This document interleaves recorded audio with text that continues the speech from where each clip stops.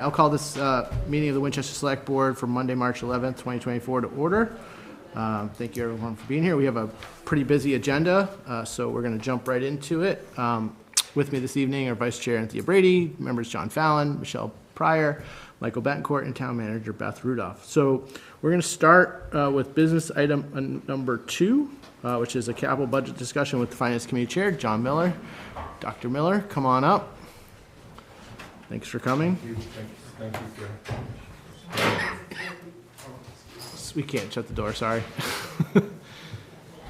I've got So- copies of this for anyone who might want. Does anyone want that? Is this what, We got copies here, right? is this what we just got? Okay. So John, I think there's been some conversations at FinCom about capital and, you know, some maybe movement from FinCom on, you know, a direction that you may want to go. So thought it would be prudent to have you come into the board and kind of give us a presentation or just a discussion about where you guys are at and where you're headed before a town meeting.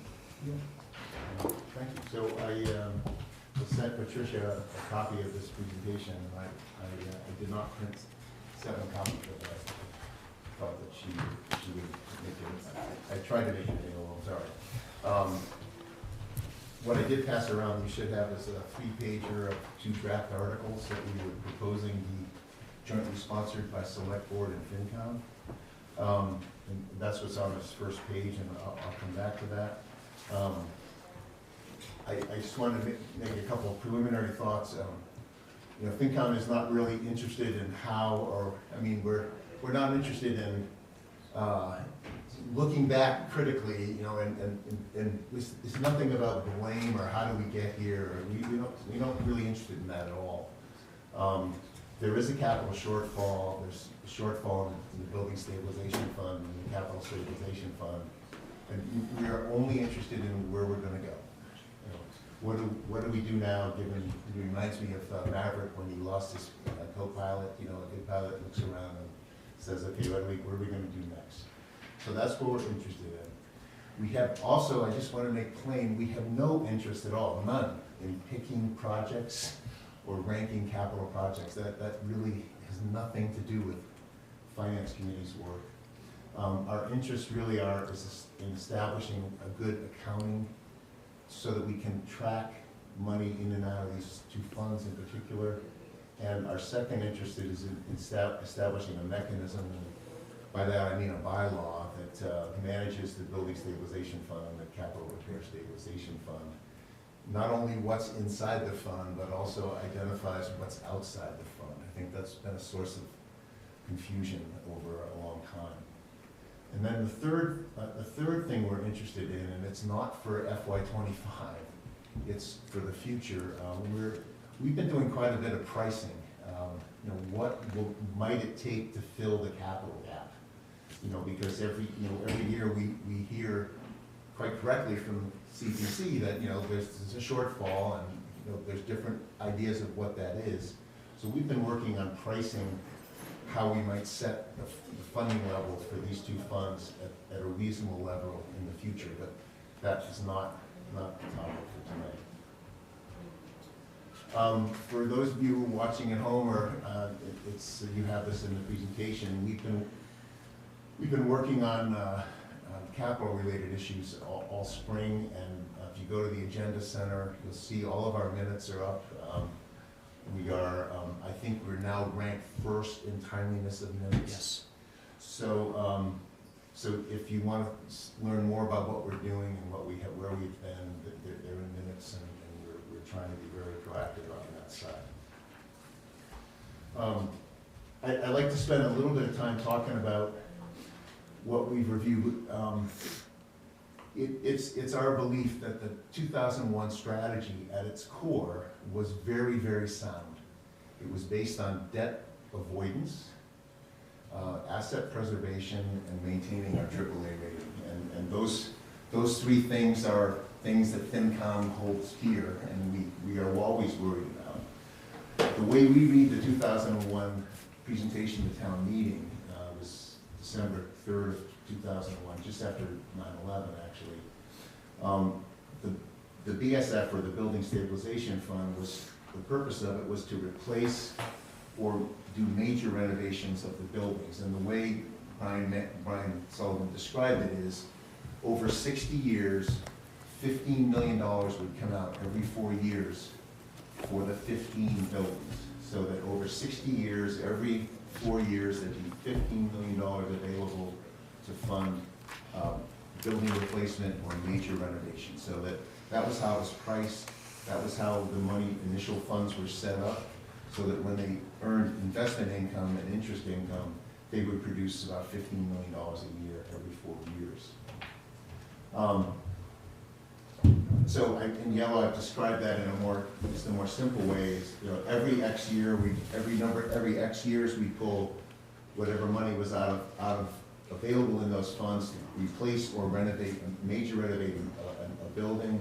The next building coming up, I think, is likely to be Morocco in FY 29 or 30. The other fund has 2 lanes in it, so we've started to call them lanes. So it's the Capital Repair Stabilization Lane 1 and then Lane 2. Lane 1 is described in the documents from 2001 as an interim facility or building repairs fund. In other words, there's roofs listed in there, heating plant, other exterior like windows, then roads, sidewalks, and fields. And from our point of view, this is a sustainability fund. This is a debt avoidance fund, because the purpose of that fund is to reserve it for repair. And the goal of that fund, as we read the documents, is to get the design life out of what is now $525 million in investment. So I brought a printout of the DFA database, and I just wanted to notice that I want you to know that we join with you in supporting the DFA effort. And this database lists the repairs that will be required in those buildings in the coming years for us to get to the end of their useful life. So the town has invested $525 million in those assets, and we see the Capital Repair Stabilization Fund as being a principal funding source for capital repairs to get the useful life out of those buildings. It is a sustainability effort, and we're pretty comfortable with that. So would you say that it shouldn't be used for borrowing? Well, the statute, the way the statute reads, it allows for borrowing. It's not precluded by statute. It allows it. So I'm not. That is a policy question. Okay. But the trade-off, I think you'll agree with me, is that if you over leverage the funds with borrowing, you're pre-committing them, and there's not as much money left to do the repairs. Lane 2 in that Capital Repair Stabilization Fund is very cryptically referred to in the 2001 documents. It says equipment, fire trucks, etc. So we read that as, big equipment. So the way, I was trying to find a kind of a semi-serious way of describing this, and the way I would say it is that voters placed certain capital expenses on funded islands. And that Building Stabilization Fund is on its own island, the money on there is on its own island, and the 2 lanes in the Capital Repair Stabilization Fund is on their own islands. There is lots of capital things that aren't on an island. So this is just, my effort just to play around with what's not on there. Replace a dam. I mean, we have never thought in the last 22 years that replacing the dams out of the reservoirs was a capital stabilization issue or a building stabilization issue. A bridge. My favorite, I would always be in favor of funding a new basketball court anywhere. But I don't think you can squeeze that into either one of these funds. So the problem, and I try to identify it at the left, is that everyone would like to move a project onto the island. Mm-hmm. It's kind of the reverse of getting voted off the island. People want to get voted on. So why Article A, double A that I've styled double A? The current account structure is insufficient. We have looked at every fall town meeting, every spring town meeting motion book since FY04. And we have cataloged every motion, every time piece of money, a dollar went into or out of these funds, it's impossible to separate the funds that are going in because voters established them and the funds that are added on top by town meeting. So you have two kinds of money in the funds. They get mingled, and then you can't, and then money also gets taken out, but you can't track them. So if you look at Article AA, we took a stab at writing them, and I think the select board, you could do this on your own. You don't need an article. You could instruct the treasurer and the controller to do this. But we'd like to get movement on that because we cannot track the inflows and outflows of these funds.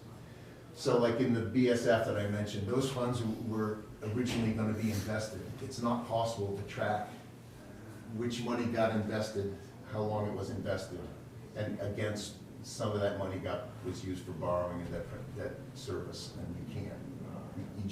We're just looking at the net, so you don't really know what's going on in the funds. And I won't go into detail anymore on that. Why Article BB? The motion, the article style BB is about writing a bylaw for consideration at the fall '24 town meeting, which would establish guidelines for the scope of expenditures appropriate from the Building Stabilization Fund and the Capital Stabilization Fund, consistent with the override adopted in 2002. And so my first argument for why Article BB is, we looked preliminarily, we went through all those motions. There's been, I'm certain there are mathematical errors. I'm not, but I'm confident also that we're in the ballpark. $56 million was put into the BSF since 2004. Another $800,000 from town meeting itself. Those funds have been mingled. $26 million has come out of BSF for debt, for funded debt. 11 million, almost 12 for interest on debt. 38 million, and we're guessing a little bit because it doesn't, those 38 million doesn't look like it came out for a major renovation or a building replacement.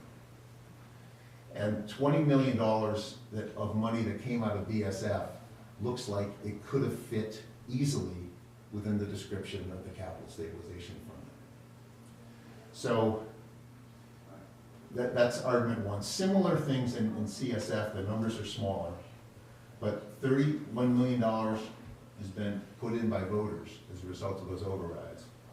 Another $5 million from the town meeting itself. And I failed to mention that for money that comes in from voters, we've been appreciating that contribution every year at 2.5%. So that money grows, but the money coming in from town meeting doesn't grow. So, but we don't have a way to track the different numbers. You can't track the different numbers separately. So that's another argument for the first article. About $9 million has come out of the CSF for debt service, and we look at the appropriations, and it looks like about $10 million came out of the CSF not for repairs and not for major equipment, but for other things. Like what other things? People want to get on the island. Studies. I'll give you some examples. One of the there's a spreadsheet in our meeting notes from February 29th that lists everything that came out of each of these funds. So John, is it really just putting the cost maybe where they belong as far as if it's a private passenger vehicle or pickup truck, that should be out of the operating budget and it shouldn't come out of either one of those two funds. So then we have to just fund the budget more for that. Right. Right? Because I think that's where we're going with this, right? Yeah, I think we're not saying that any of these expenditures didn't have to be made. That's not what we're saying. Right, yeah. We're not saying anything has been done, you know, with some malintent. But I don't think when these funds were set up that small vehicles were included. Now, if we want to include them, great, but we're gonna have to figure out how to set the level appropriately to fund them. So that's kind of the point. And I guess just some other practical concerns. Why Article BB? The separate purpose of the building stabilization fund has largely been abandoned. There's not much difference between the two funds. The BSF has come to become basically CSF for buildings, and CSF has become the flat stuff. So let me ask, because you said this a couple of times, and I've seen, you know, this is all information we're getting today, you know, literally right now, at this presentation, but I was CC'd on emails between you and town council today, where town council takes, it seems, and, you know, this, I'm still learning about this, he takes a different approach, so. Well, let me just finish, and then Jay can weigh in. Our view is, because I'm essentially done, our view is that a bylaw would provide guidance, so what we need is the mechanism. Derek Ross is here with me tonight, and he's an awesome member of Finance Committee.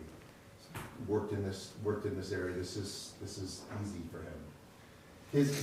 The way he would say it, and probably say it a lot simpler than me, is that we need to fix the mechanism so that everyone understands what comes out of these two funds and what goes in, and we're tracking them. And then the second effort is, okay, now that we've kind of figured out what's going to go into these funds, what's going to come out, then we need to figure out, okay, how do we set the appropriate dollar amount to fund them properly? But that's in our long interest. As I said, FinCom doesn't, we don't want to pick a single project, we don't want to rank a project, we just want to set the mechanism in place and move forward.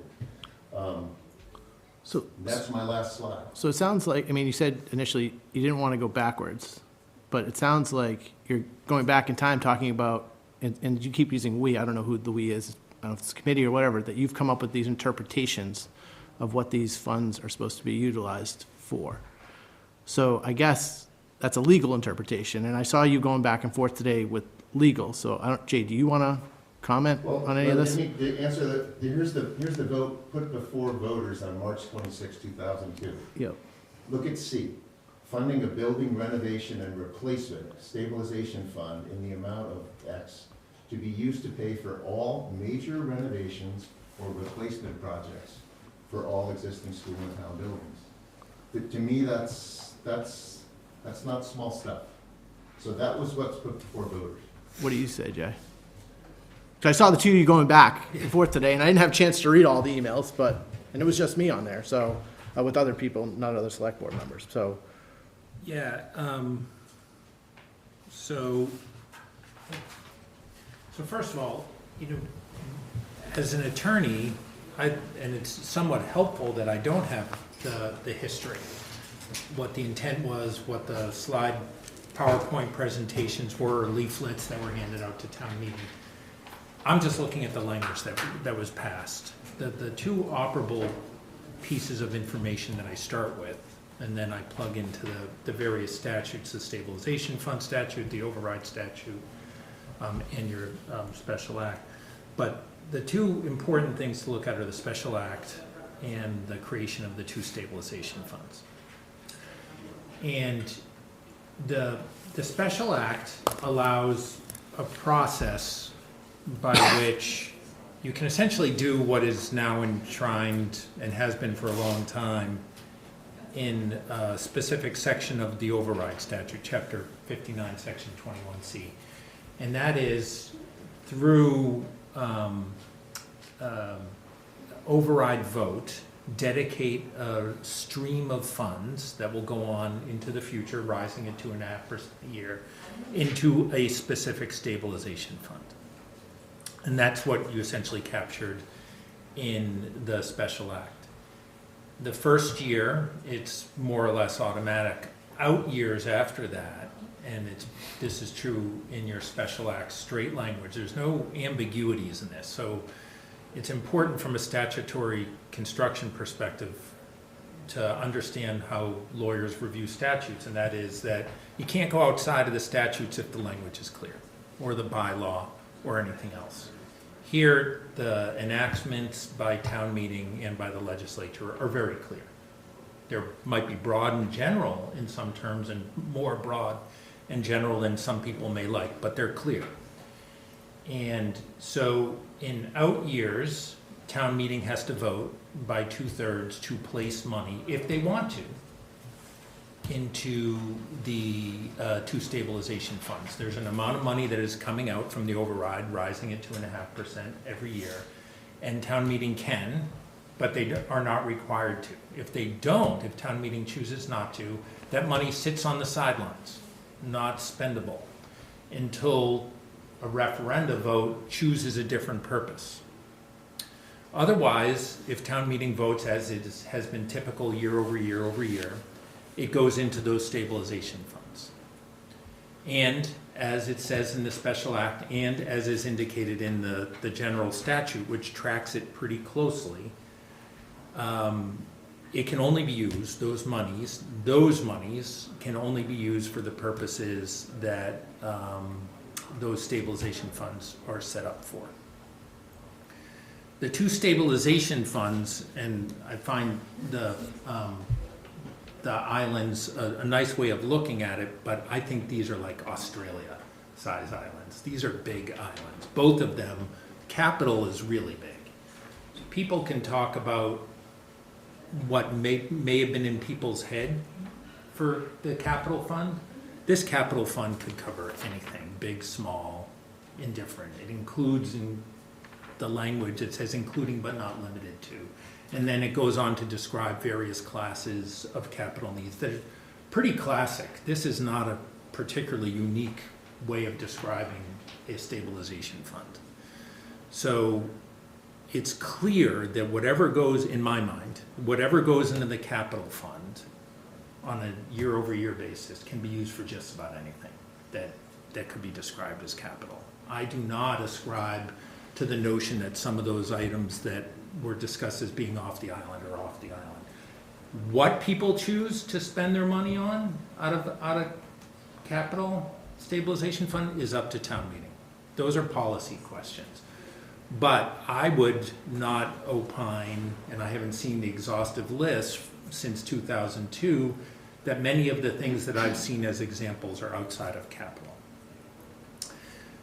The building stabilization fund is a little bit narrower, but it relates to major renovations, major not defined particularly, but I guess it would, a reasonable person standard, anything big, anything weighty. We're not talking about replacing a window pane here. A project of any kind of significance for either renovation or replacement of a building that exists in the town. That's pretty broad from a building perspective. Now, it does have limitations. It's not for vehicles. It's not for anything like that. It's not for playgrounds necessarily, unless they're very directly connected to the building itself. I don't agree, and I've seen this in some of the discussions and in some of the minutes and reports and memoranda, that there's no overlap between these two. Capital, because capital includes building repairs and also has the included but not limited to language, could also be for some building stuff. Depending upon which fund may have more money, I see no reason, nor do I see any reason in the language or indication in the language that there wouldn't be a little bit of redundancy between the two. If that was intended for them to be exclusive from each other and to describe them more narrowly, that was up to town meeting in 2002. I've looked at that article a dozen times in the last couple days. It's as broad as I've suggested it is. It hasn't been, to my knowledge, the purpose of those hasn't been changed. And to change them in any substantive way would require a new town meeting vote that changes the purpose of the stabilization fund. And because override monies are going into this, under that particular override statute that is actually cited in the special act, I think it's chapter 59, section 21C, subsection G, if you are making a substantive or a material change to the purpose of any of those stabilization funds, that will have to get a referendum vote. So if you want to change those, it's a two-step process. What you can't do to change them is to adopt a bylaw that confines what you're doing with them. You can't somehow do an end run around establishing a purpose under Chapter 40, Section 5A for the creation of stabilization funds or the referenda requirements that I just mentioned under Chapter 59. You can't do that. That's not permitted. That's why in the emails with John, and I'm not, this is not a critique of John. John's thought long and hard about a lot of this stuff. It is a critique, but we disagree. Right. Which is fine. I think you don't read the articles. I think you're not reading the articles. So I've read the article, No, you're and not. you can't make a bylaw that tells you how you can spend a particular stabilization fund. There's a process for for the money coming out of the stabilization fund. First of all, it's limited to the purposes of that stabilization fund, which I've already stated are broad. And second, it has to conform with the limits of what that stabilization fund is. It can't be, the bylaw can't narrow that focus. So Jay, so let's take capital out of the equation and say it's broad, because it's not limited to, right? Right. So it's anything. Let's look at building. Couldn't you write a bylaw that defines, and we know renovations of a certain size trigger ADA compliance. Wouldn't it be appropriate to write a bylaw about going to building and major renovation being defined as over $500,000 or something? Like, would a bylaw for building with a narrowly defined ballot question, and buildings, not trucks and bridges, what would be the bylaw that would be appropriate for building? So it wouldn't be a bylaw, it would be an amendment to the stabilization fund, which can be done. It is not hard. What you can't do, however, is do an end run around what town meeting and the voters voted on in the beginning, which was to create a certain kind of stabilization fund. You can't, there's a process to amend a stabilization fund. If you wanted to have a stabilization fund for a very, very narrow purpose, you could do it. You could create 100 stabilization funds. In fact, the newest revision to the statute makes it easier than ever to create stabilization funds because there's lesser quantum of vote to do it now. And it allows you to really carve it up and make some great special purpose ones. It also allows you, without any town meeting action, to have dedicated revenue going into some of these stabilization funds. That's a separate issue. What you can't do is take away the voters' rights to chime in on a change or a limitation on those stabilization funds. So could you theoretically try and define some of the terms in the stabilization fund?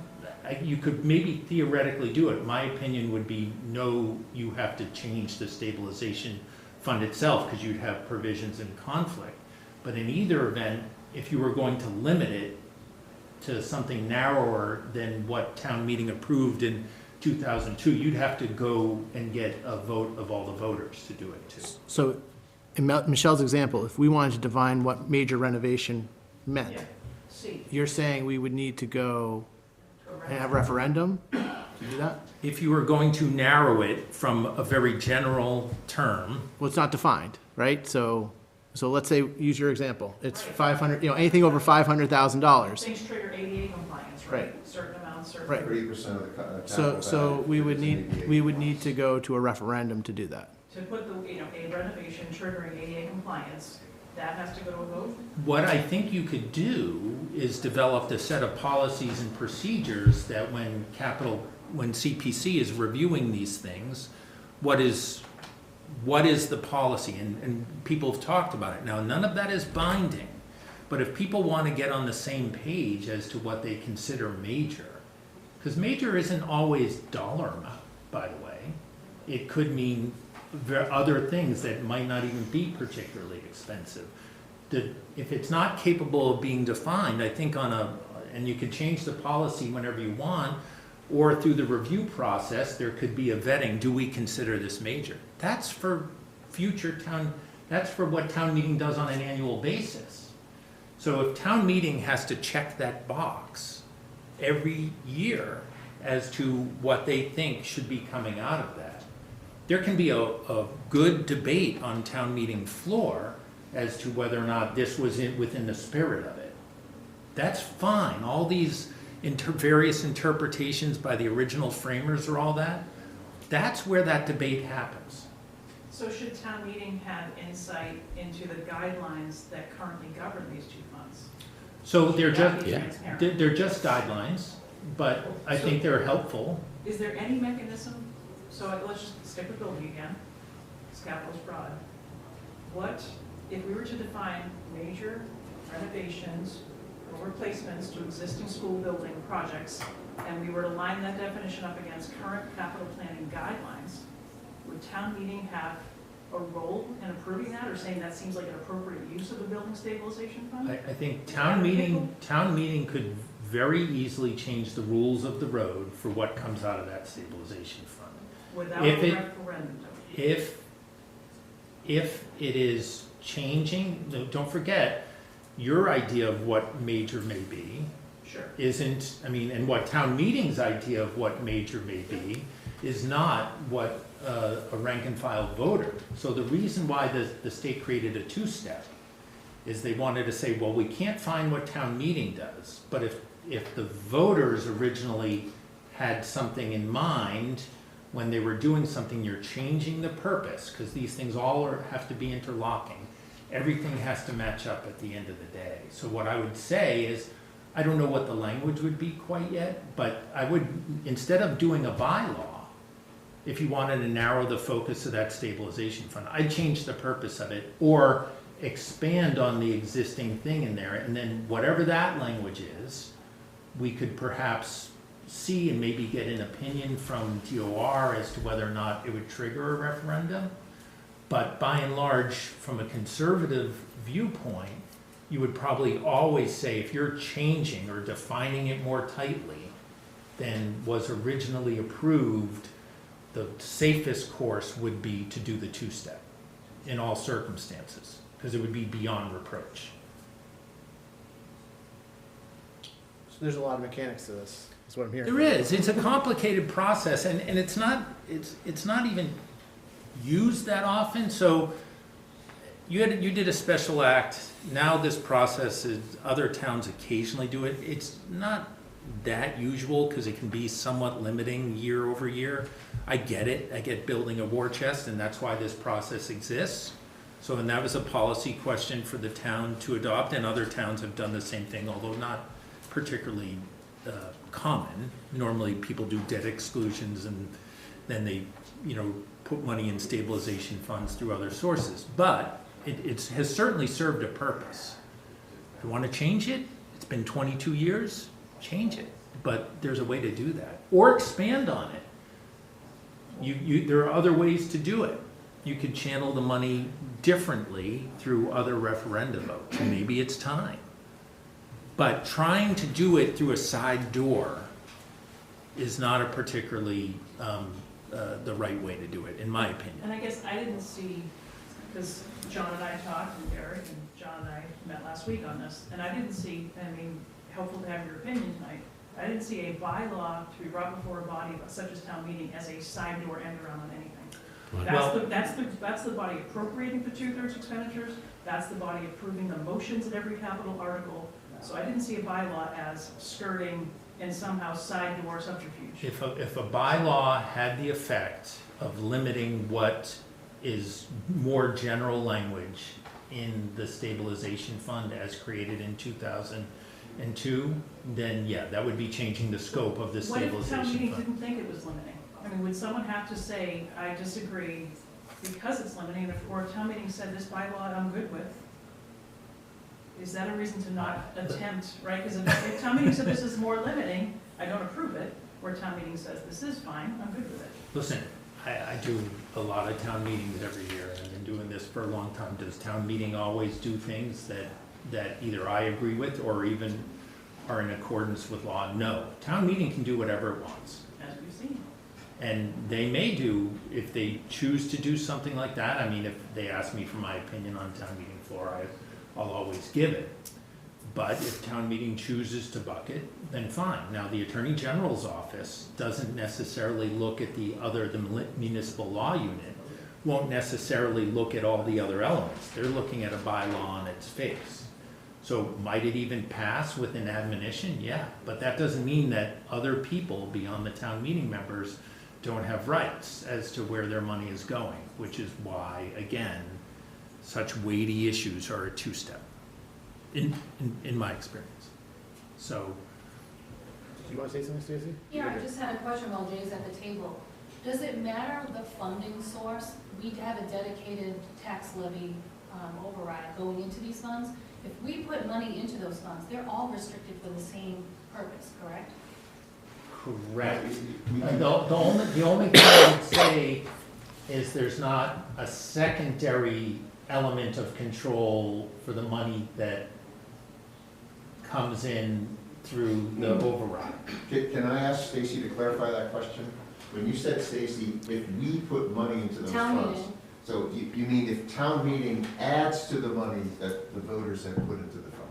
So town meeting votes to put money in with motion 1 and 2 on the yellow sheet. So they vote money in based on the override. And then they also vote money in for capital closeouts, for the energy rebate, in the past it was retiring debt. They all have the same restriction once they're in the fund. That is my understanding. Yeah, there's a secondary means of control for the rank and file voter out there if they feel that it's gone beyond that, depending upon the source. But you're right, and this, I think John's point on the first article is we've got commingling of funds. But if they're commingled, they're all used for the same purpose. They're all. Well, they are confined, they're all confined to the purpose of the, The nature of the fund. absolutely. But one fund is growing at 2.5, one piece of the fund is growing, the other piece isn't. So what?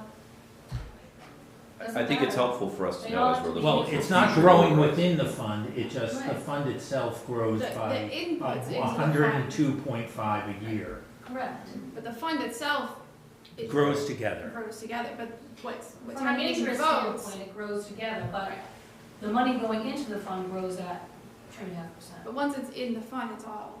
It's all all one, it's all commingled. treated as one, it's all. And it's all one, restricted to all the restricted. purposes of that, which is why, again, if we're now realizing that maybe it would be a good idea, if town meeting felt it was important to confine either of the funds more narrowly, I would amend the stabilization fund itself. I wouldn't go to a third device and do a bylaw, change it.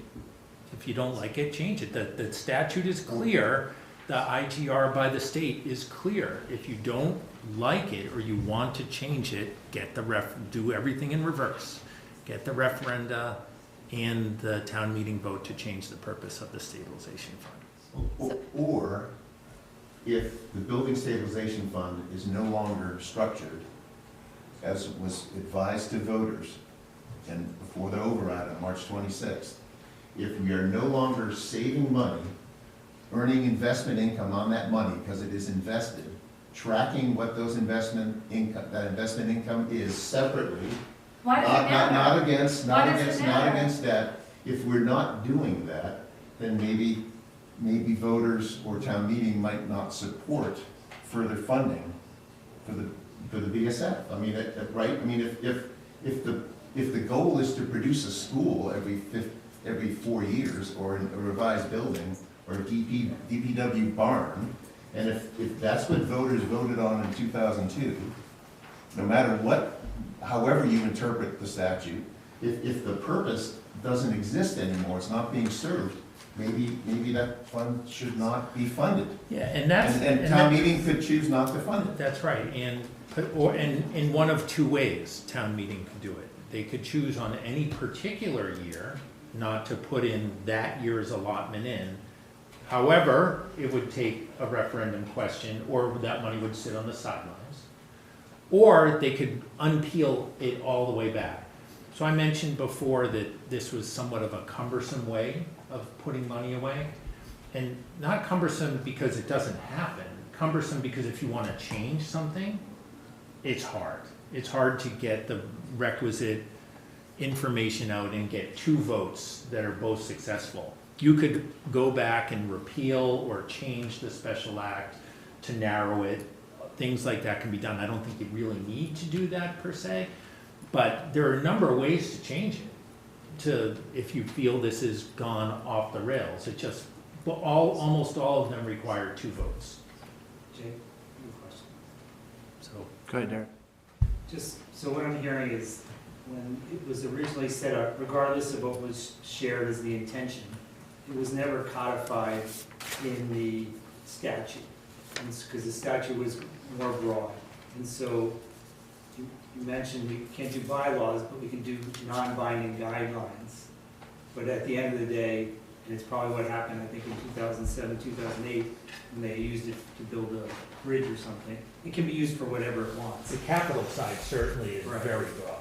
So that's, at the end of the day, kind of the issue, because I think what we were trying to do and what we talked about the other day was just, if you're really gonna manage these funds, so if they have an intention, like they're going to replace or help with a useful life, you know, you need to have certain guidelines to be able to say, hey, we have this many assets, it's gonna incur this many costs over the next 20 years, so we need to be contributing X amount per year to be able to keep up with it. Those are more like guidelines, but to your point, as you're saying, because the original, although whatever was presented, it wasn't codified, we could never, without a referendum, really put any teeth to it. Is that what I'm hearing? Yeah, and it can be a double-edged sword too, don't forget. If this is a lot of money every year and you do a very narrow focus, we could end up overcorrecting in a way too, and I'm not suggesting we are, because that's a policy question for people. In some ways, the breadth of these things serves a purpose, and that gives you flexibility going out. If you narrow it down, you could have buyer's regret.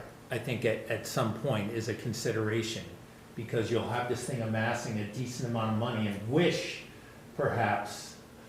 Agreed, but unfortunately, without the guidance or guidelines or whatever we want to call it, we are not achieving what's needed, which is ample funds to support the useful life.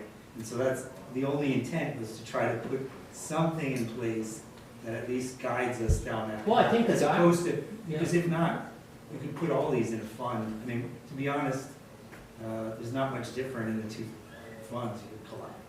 Well, I mean, capital can be used for non-building related things, but Yeah. capital can also be used for building things. So there's significant overlap there. Right. Again, I think that this is why we have town meeting though, and presentations by CPC in the fall with a plan, and we go through a multi-party process of weighing the benefits of each thing. I just think it's an expectation setting.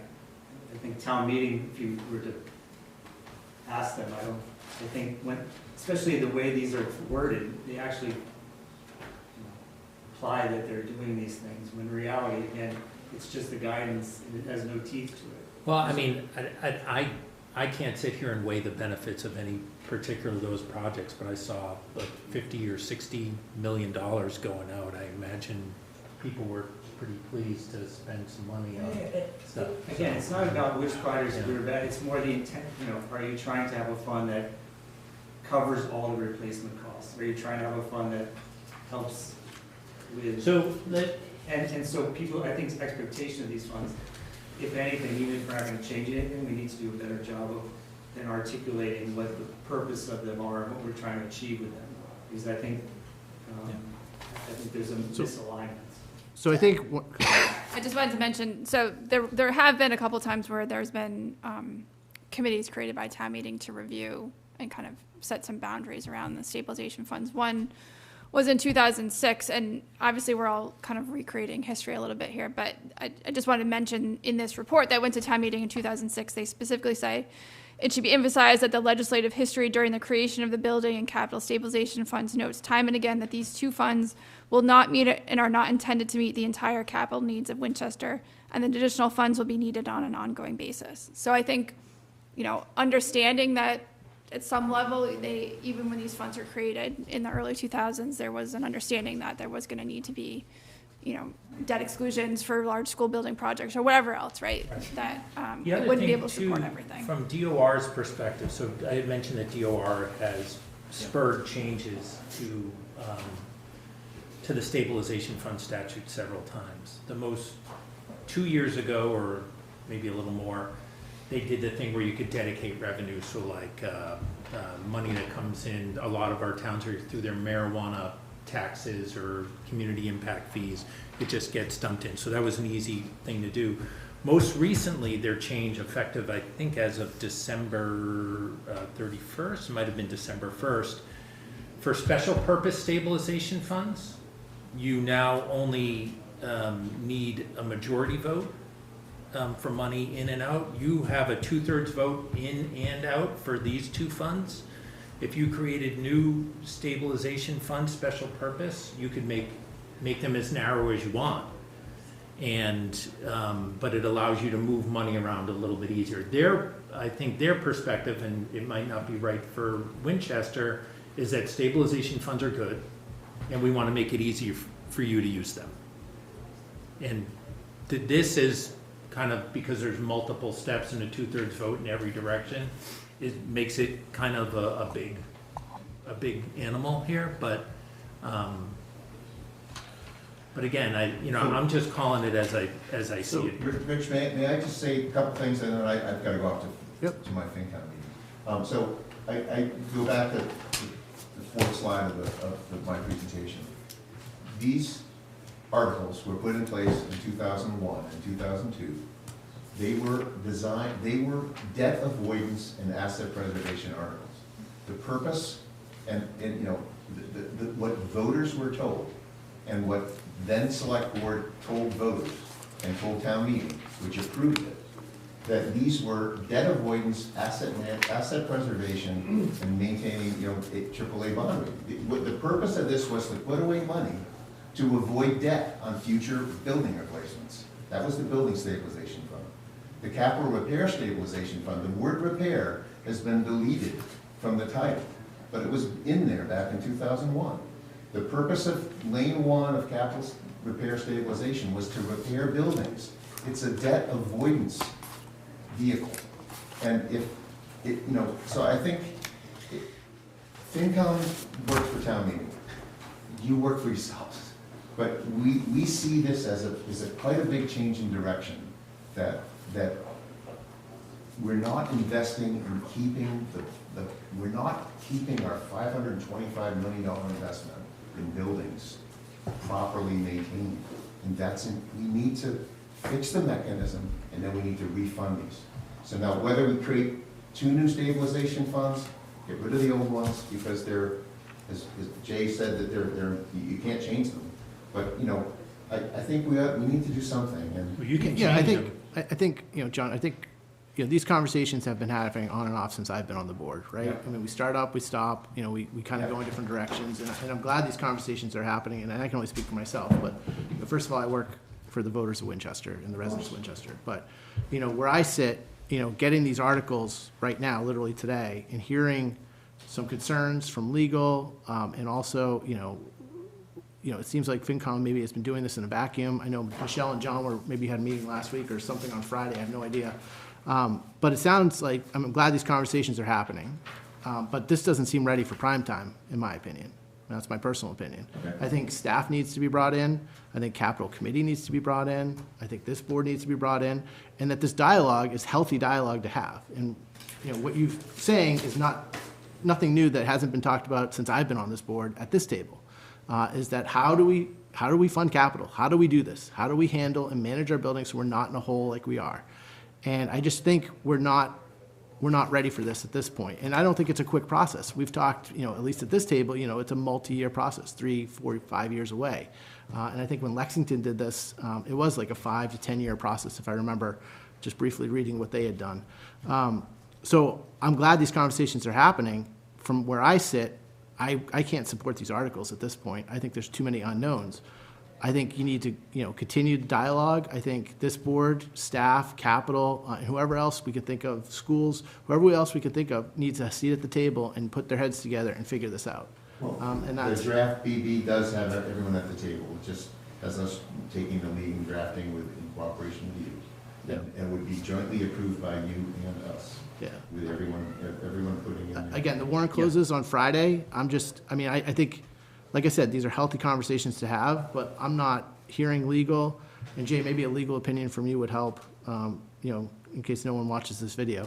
I just think we need to personally, keep the dialogue going, but, kind of take a step back on this one. And bring everyone to the table and see if what's actually in this is the right way. Because if I'm hearing Jay, it doesn't seem like that this is the right path to get this done, or the legal path. But I wonder, Rich, if we just don't take out the word draft bylaw, we present for consideration guidelines for the scope of expenditures. We could, You don't need town meeting to do that, of course.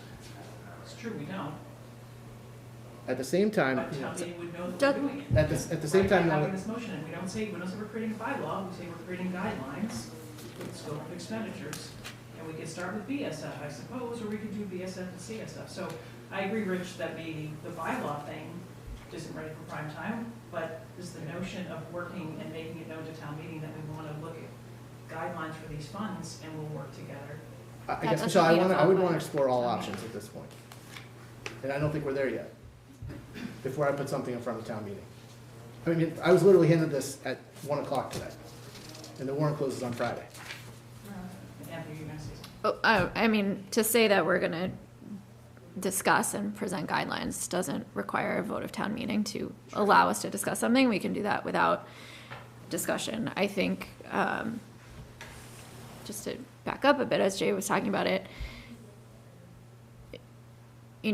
the way the stabilization fund is set up that requires a 2/3 vote in and a 2/3 vote out is allowing town meeting to weigh in on whether or not something is and isn't appropriate for capital stabilization, as at least 2/3 of town meeting interprets it. So while having an internal guidance and a policy can be helpful for finance committee and select board and capital to work together and to create and to follow as a policy, it's ultimately right now constrained by the votes of town meeting and how everything shakes out.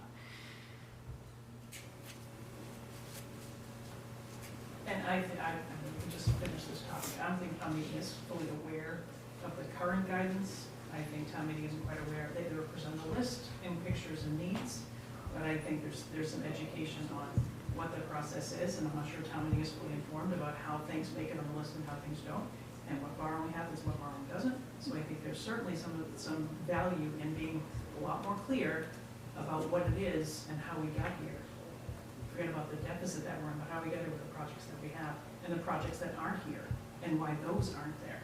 So I think, so we can be done for tonight, that's fine, but I think some additional sort of visibility into the guidelines that are currently here for town meeting would be helpful, because they are the ones to appropriate, I agree. I think capital's been fairly transparent in what they're presenting, and, nothing really like flying blindly in the face of anything that's stated in the existing guidance.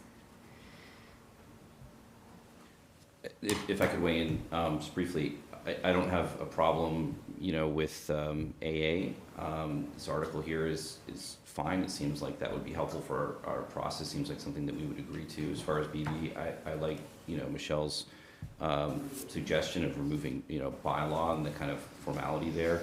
I guess when we're talking about establishing guidelines, that to me doesn't sound like requirements. It sounds like policy recommendations, but I don't know if that's, my misunderstanding of the word guidelines, right? It's, so setting up some guidelines that I feel like town meeting, and as a town meeting member, I would welcome this. We don't have a lot of discussion when we go to town meeting on the capital recommendations. And if we do, it's not on, is this appropriate, is this the best thing? It's whether individual projects people agree with or disagree with funding on. And so I think this is necessary, it's long overdue, and I think talking about having this conversation going into the fall makes sense, right? If it's not ready for prime time in the fall, fine, then we'll sidetrack it, we'll change it, but starting this conversation, I don't know how we can wait any longer before starting this. I mean, we are asking for money from voters with the Community Preservation Act.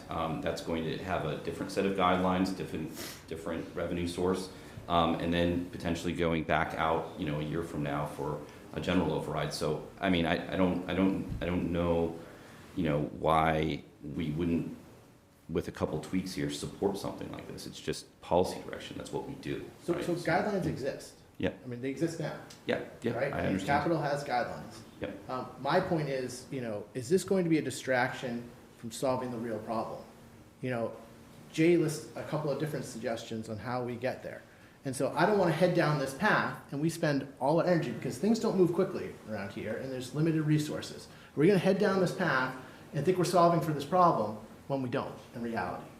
And so I think we need to put everything on the table, get everyone together and figure it out. And I just don't think it's just, guidelines, bylaws, or anything like that. I think everything needs to be on the table, and I felt this way for, many years. You've all heard this. And it just hasn't come to fruition. And we need to come up with a financial plan, and this is a good, healthy conversation to have. I just don't think we're ready to throw this out there unless we have some financial plan, ahead of time. And that's where I sit. So I would, like I said, it's a healthy dialogue to have. I'm glad it's happening, but I just don't see this being the answer at this point in time. And I don't think we need a stopgap measure, because we can always tell Capital, and the town manager can. I mean, she's, you have responsibility under the charter, come, review your guidelines. Are they appropriate? Let town meeting know about your guidelines. We could do that outside of this. And again, I'm just not sure that this effort, if we're heading in this direction, is going to solve the problem that, I think a lot of us are in the similar thinking space on.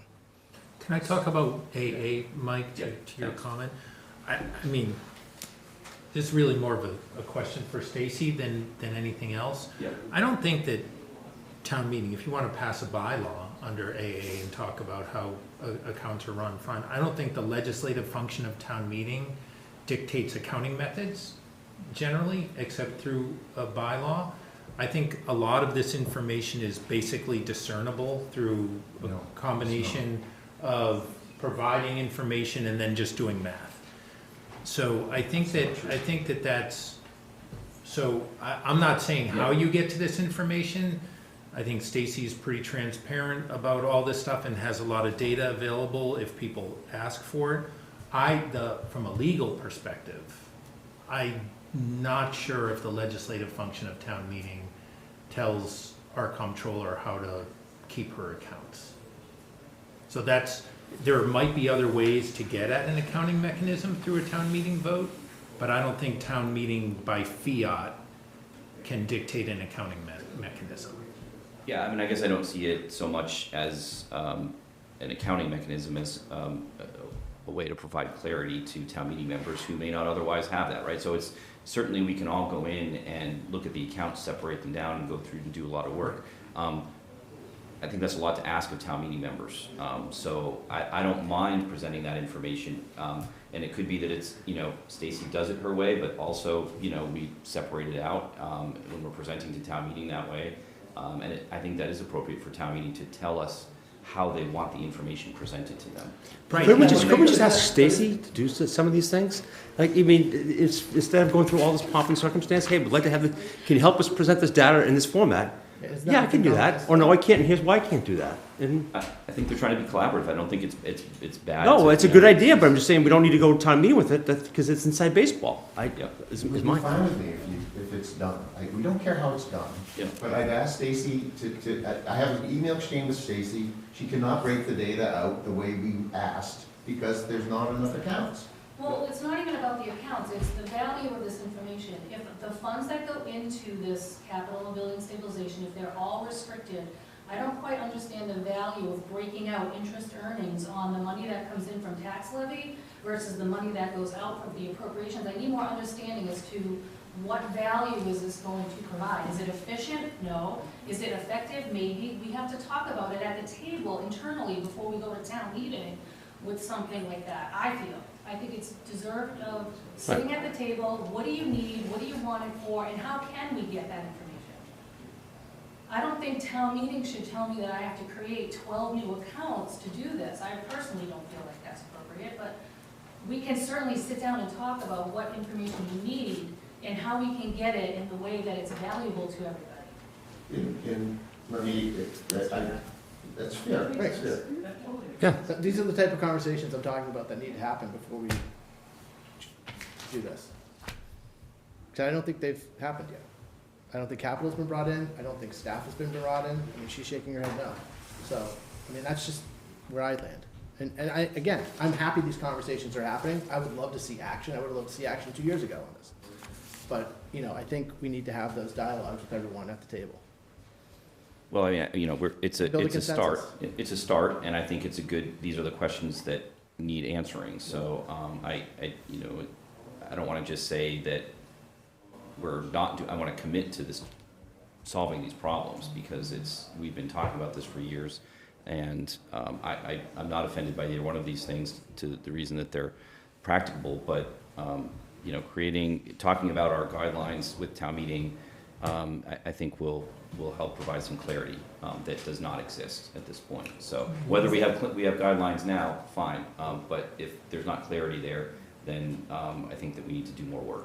So certainly one thing too, and you did it in 2002 when you first developed this, town meeting can always create committees. Well, the select board can create committees, but town meeting itself can create committees to be appointed by X with a requirement that they return a report within a certain period of time. That feels like what we're doing here. So Right. I would probably word it a lot differently, but, right. Well, that's what the target is here anyways. I think that's one way, but I also think to Rich's point, and I've always felt this about town meeting, if there's a consent, there's multiple stakeholders here in the room right now, and then capital as well. If everyone agreed that a committee should be formed that had representatives of each of those and maybe a few at large, you could do it at this table any night of any of your meetings. Let's do it. But we couldn't change those funds, because any action by any committee without involving the voters would be invalid, is I think what you're telling me. Right, but you So can that would be kind of a circle I think the effort, first too. appointed member to the committee is Mr. Tallerman, so he can advise us.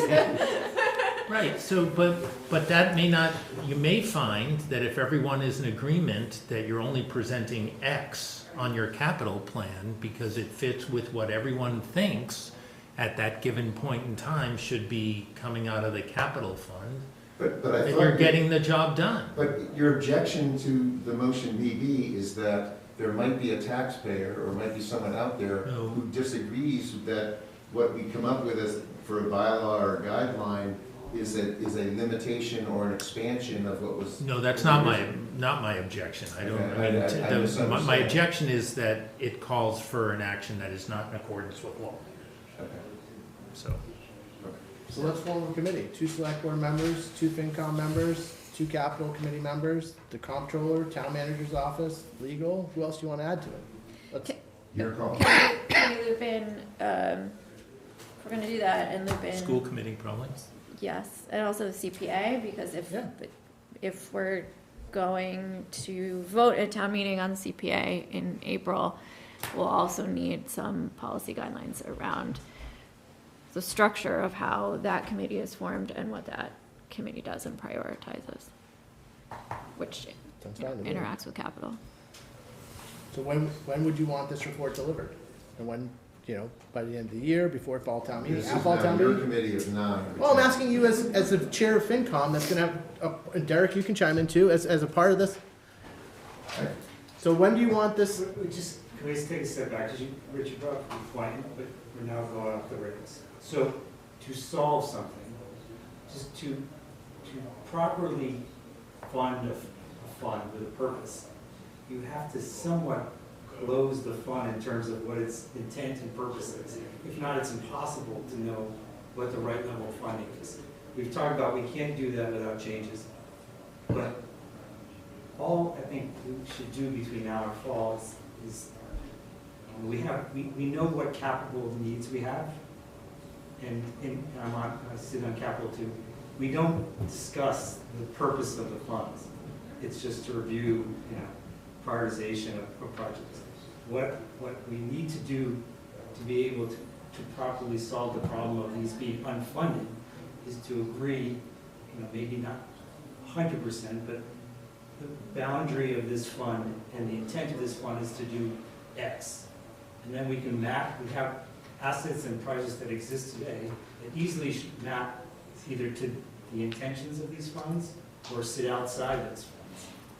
That has to be the first step, is just simply defining each problem, and then we can start having discussions on a multi-year plan on how to make sure that the capital is there from various fundings like the CPA, because all these things, in my mind, add more complexity because they overlap each other. And if we don't have at least some guidance of, hey, we're trying to have a fund that takes care of repairs, we're trying to have a fund that offsets large building renovations like roofs and windows. Without those kind of buckets defined, it's very then hard for anyone to sit down and say, over the next 10-year time horizon, we need X amount of money. And that's all. I think it's all we're trying to do, not make new law, just whatever it is. The first step is to kind of help define and then work on some just high-level guidelines that we can start solving the problems with. But without doing that, at least I can't think of a way because it's too abstract. So can't this committee do that? I mean, be the initial charge to start with? Give them about 4 or 5 different initial charges and that'd be the first. Yeah. You want to share it? I think I think we're getting stuck on, it has to be select board and finance, whoever you guys want, just with that intention, I don't think I don't know if I'm stuck on it. I just think everyone needs to have a seat at the table, because if you don't, you get the rumor mill spreading behind the scenes. And then people get upset that they're not at the table. And I think that's just, you got to build a consensus. If anything I learned in this job, and probably not the best at it, is you got to build a consensus, or people get upset and then they get turned off. So I think that's why having everybody at the table with representatives, I think every committee is going to feel like that they have a voice. Sure. I would just put it back, so FinCom is an advisory, it's not policy. To be honest, I think even the first step from a policy perspective is to define the intent of these funds. And I think that comes from you guys. And then I think after that, we can start the exercise of filling those with the assets. And I think that starts with a legal opinion, right? Well, what he defined, at least what I heard tonight, was it's wide open. The problem is when it was codified back then, capital is, it's wide open, and so we really have not a lot of boundaries. So it's like chicken and the egg. Yep. So the answer, I think what Derek's saying is the answer to how much money you put in the capital repair stabilization fund is all the value of all capital repairs that we can see on the horizon. And because there's no bound on the fund. But that's all he's saying, is that before you decide to fill a bucket, you define what the bucket is. It's a pint bucket, it's a gallon bucket. And we've invested in VFA to help us with that process, right? VFA is making a list, and here's the list, of things that are going to need to be repaired inside these buildings in 2025, 2026, 2027. This is a repair list only, and it isn't a new building list. It isn't a, let's do a bridge list. It isn't that. It's a repair list. So if that's the purpose of Lane 1 and CSF, then this is the list. So that's all Derek's saying. The only thing I would say about this committee is, I think that we should work together and figure out who is trying. on the committee. And no, I appreciate that, John, and it's good to get this conversation started. It's an important one. Not have this committee be too large. It can, if we're appointing 2 people from all these groups, then it's going to be difficult to meet. And but certainly also having town meeting members on the committee, is helpful, not just select board and capital, and, you know, so, We were just trying to get a draft going that everyone could shoot at, and the select board would help us finalize, basically be neutral Yeah. to finalizing it. For the fall. That was the idea. yeah, but this is for fall town, I mean, Yeah. so it's not asking for No. anything immediately, so, I do think we should just try to make sure we have our story straight for Springtown meeting, right? Like what we're agreeing to as select board, what we're trying to work on for the fall. Whether it's our presentation, or it's becomes presentation, but let's at least try to be saying the same things around the goals. We have to write that down as a motion, but we should at least compare notes. Okay. Thank you. Sorry we've kept you a lot longer than. No, so the decision is not to take up either of these articles. Our select board. Somebody want to make a motion? I'm not in favor of it. I'm at this just point in time. making sure, I understand. That'd be correct, sir. Okay. Yes. well, I think we addressed the issue by establishing this committee, and then talking about it, at town meeting, and then going through the fall and coming back in the fall, so it's, Thank you for the time. yeah. Thank you, John, for good work. You too, Derek, thank you. All right. We're very much behind now. Thank you. All right, let's go, first of all, is there anyone here for public comment? There's a couple Anyone here for public comment? doing a walk through that came out awesome. Seeing no one, That came out awesome. I'm gonna go to the public hearing on the water and sewer rates that was supposed to be at 7:45. That's the big room, and that beautiful. So I believe, in accordance with the town bylaws, we need to have a water and sewer rate hearing if we're going to amend water and sewer rates. So that's what we're having here today. We've had Matt Abrams come in a couple times since last town meeting. Jim, I thought we said our goodbyes for. Oh, Matt, you are here. Okay. Yeah, we want that back. We appreciate you still being here. 4 days left. All right, so where are we at with this? We got some information in our packet. Okay, we're still at, we have the three options we had talked about the last time we were here. You had mentioned about wanting some information on some base pricing of some surrounding communities. We have a slide for that as well. So we can go over that if you'd like. Great. Yeah, in terms of the presentation, it's very similar to last time, except for, as was just mentioned, there's a slide here based on the base charge and service charge. That's the only difference. Sorry. Do you want to, should we jump to that slide then? So we were thinking about maybe just jumping straight to the option slides, and then we can show you the service charge slide, or maybe we'll Oh, start. yeah, more of it are in your presentation. So these are the slides we went over last time, unless there are questions related to them, I don't feel like we need to cover them again.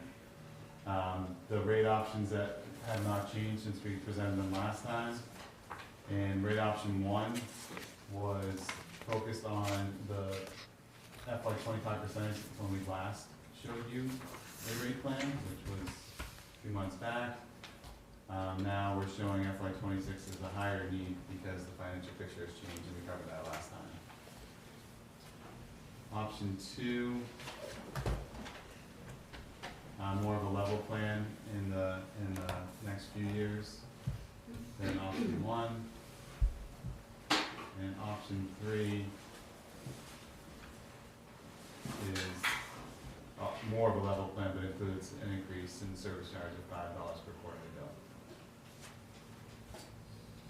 So in terms of a new slide, So wait a second, so if you go to 2 and 3, and I'm just looking at the FY 26 column, and the average residential users bill, 270 at option 3 is the same 270 at option 2, we just get there with 9.5 plus the 5%, the $5 per quarter, is that right? Or is this not reflecting $5 per quarter? no, That's what I was, the bills do include. okay. And then here's the new slide, service charge. So, as a refresher, for FY 21, the quarterly service charge was increased for FY 21. It was $5 per bill, it was increased to $30 per bill. And the tables for you, the table on the left was what was presented at the time of that decision, so going back to what the charges were in FY 20. And the table on the right is the updated version of that. And that's, Is the high service charge, is that commercial? I was wondering that. yep, Yeah. so, you do see ranges for all the communities except for Winchester. And the reason why is because typically for these communities, they are doing a base charge based on the meter size. So the smallest one will be based on the smallest meter size, and the largest one will be based on the largest meter size. So ours is $30 quarterly, these are annuals. Yeah, ours is 120. So ours is 120, okay. Yes, Annually. those are annual figures, yes. And back in FY '20, the annual was $20, because it's $5 per bill. Why don't we do it as based on size of meter? Is that something we could possibly do? We could. I wasn't here at the time you guys elected to go to the 120 a year, so I don't know what the background was for that, but we could present that. It's something that's happening more and more common in communities. I'll tell you though, we don't have a lot of big change in size of meters in this town, because it's not a lot of commercial and industrial, so. Right. Okay. So I don't think it would really be worth the change for you. Juice is worth the squeeze. Exactly. If we were to look at the 9.5% with a service charge so we have the like average user and then commercial user and irrigation user. What about for those sort of like very low end users? How would that change for them? I didn't see that was something in the table. So if you're using like 12 units of water. So we have, not on the slide, because of space, we only included 2 sample users, but on what I'm looking at here, we have one for 15, users of 15 per quarter. So under this scenario that we're talking about, current bill is about $84, and the new bill would be about $94. So that's a $10 increase, Okay. 5 of which would be The service charge. And then with the 11% increase, that would be about $6 increase without the service charge.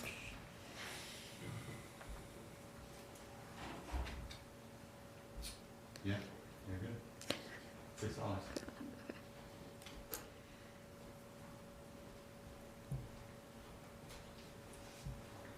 All right, so what do people want to do? Oh, that's right. Is there anyone here, so this is the public hearing, so is there anyone here for public comment on our water and sewer rates hearing that would like to make a comment? All right, seeing no one, I'll close that portion of the hearing, and then open it up for discussion to the board.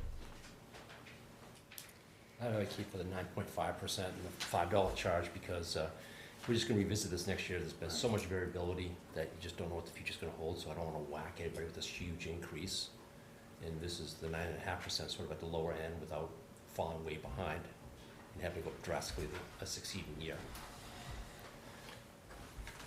You haven't had the meeting with Weston and Sampson and MWR or anyone like that yet, right? Thursday this week. Okay. It's internal, Internal this, Thursday. and then we'll meet schedule a with meeting with them to right.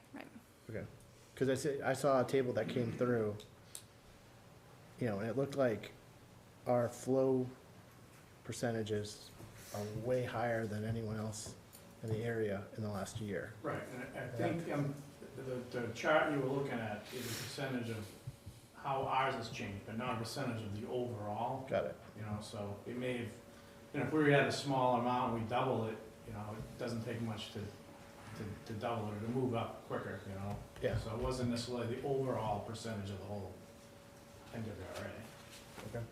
Are you hoping for some kind of a meter reading? I mean, it was on just, the- on the I mean, sewer charge? we were definitely the anomaly on the chart. I mean, some places went down, and, you know, we were up in the 20% range.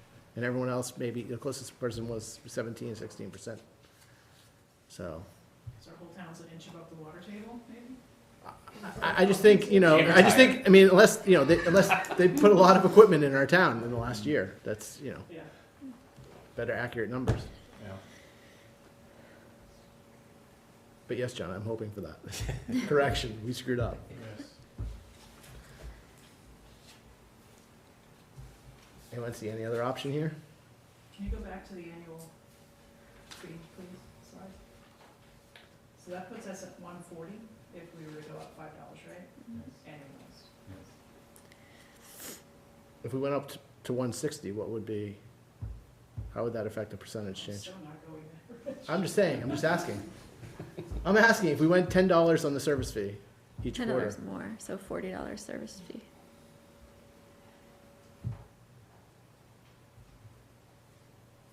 If you do it for him, I need a second one. If nobody wants to go there, that's fine. I'm just curious if that means it's a 5% increase rather than a 9.5. We are in live number crunching mode right here. Waiting for information. While Matt's looking that up, one of the questions I had was when we look at some of the fees from other communities, I mean, we're doing a lot of capital projects now. I mean, is this pretty typical in other communities? I mean, when we, or do they have high fees and lower rates, and are paying less quarterly on their bills than we are? Because it seems like maybe our user fee is lower, but we're also paying, pretty high bills,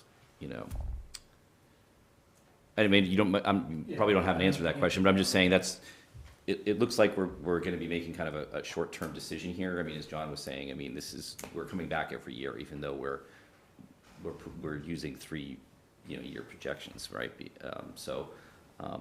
Every year when we come back, we just need to have a better sense to talk to residents about why this is happening. And, if we're an outlier in certain areas, then we need to know that. Because otherwise, we're just gonna be stuck with just increasing this user fee and rates every year. Can I ask while the number crunching is happening for Beth or for maybe Matt or Yep. DPW, with River Street and Cambridge Street buildings coming on, is that gonna change some water usage? Or how does that billing work? Would they have a $30 service fee as a They pay $120 for their meter. apartment building? That's where the size of the meter, the channel per size of the meter would work out. Mm-hmm. Yeah, because it's just one bill we send out to the apartment, Right? yeah. What it's based on 300 something. Based on the number of units. Yeah, and the meter reading, and it's kind of spoiled. I'll give you that information for you. I don't have that off the top of my head. Almost done, sorry.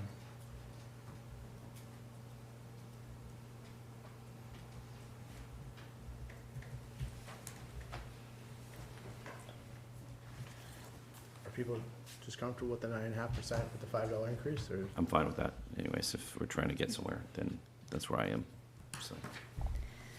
So I probably put it at, one sec, sorry.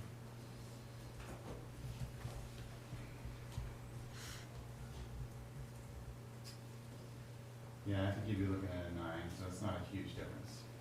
9 for all 4 years instead of 9.5. No, no, I wasn't. It's a year, the user fee, come on. 'Cause it's only an additional, just to put it in perspective, 7,000, it's a difference of 100, if you were to go from every $5 increase is only about $141,000. So that's, isn't gonna have a huge impact overall. Okay.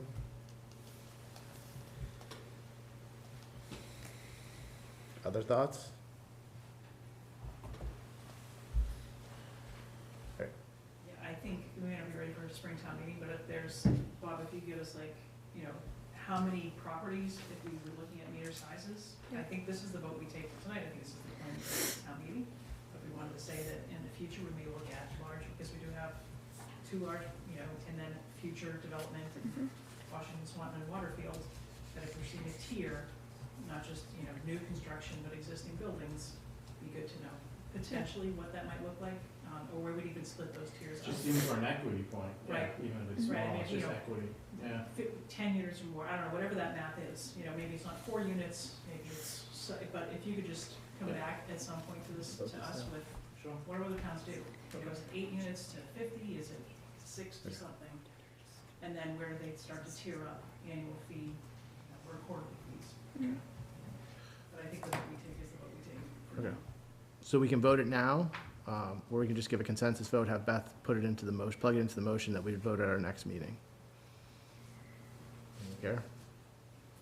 No, I mean, Let's- if we do, I mean, if there's no difference, we may hear from some residents between now and then as well, right? So, I mean, we've got nobody here for the public hearing, but I do hear a lot of complaints about the water bills, so. Yeah, so let's go to the motion Yeah. next time, Yeah. I think. So it would be 9.5%, the $5 Five. increase. Yep, 9.5 and 5.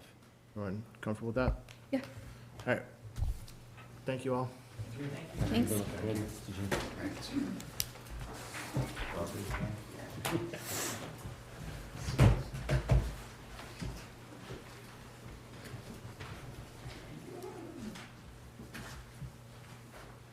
All right, Stacy, you want to come on up for the acceptance of section 10, chapter 77? Jay, I don't know, are you involved in this conversation, or? No. Lauren Court, I think is. Okay, you're next. I don't know. No, Do that I think- next. Yeah. This is really just, I sent a memo that talks about the new chapter in Yep. the law, which allows us to park money aside if it's for a specific purpose, if it meets a certain eligibility. We get money from developers to do certain things. We've had to deposit it in the general fund and then go to town meeting to appropriate it, or use free cash knowing that that money was gonna fall to free cash when we close the book. So this allows us to put the money aside and use it for the purpose that it was noted in any sort of development agreement. There's a list of things that can be approved. And I would like Jay to chime in when we do get these agreements to bless whether or not they meet the eligibility of that fund, so we have it all transparent. And what I've recommended for the board is to establish the new fund in accordance with the chapter, then to seek town council's advice when we do get money, that we have a question about whether or not it meets the eligibility.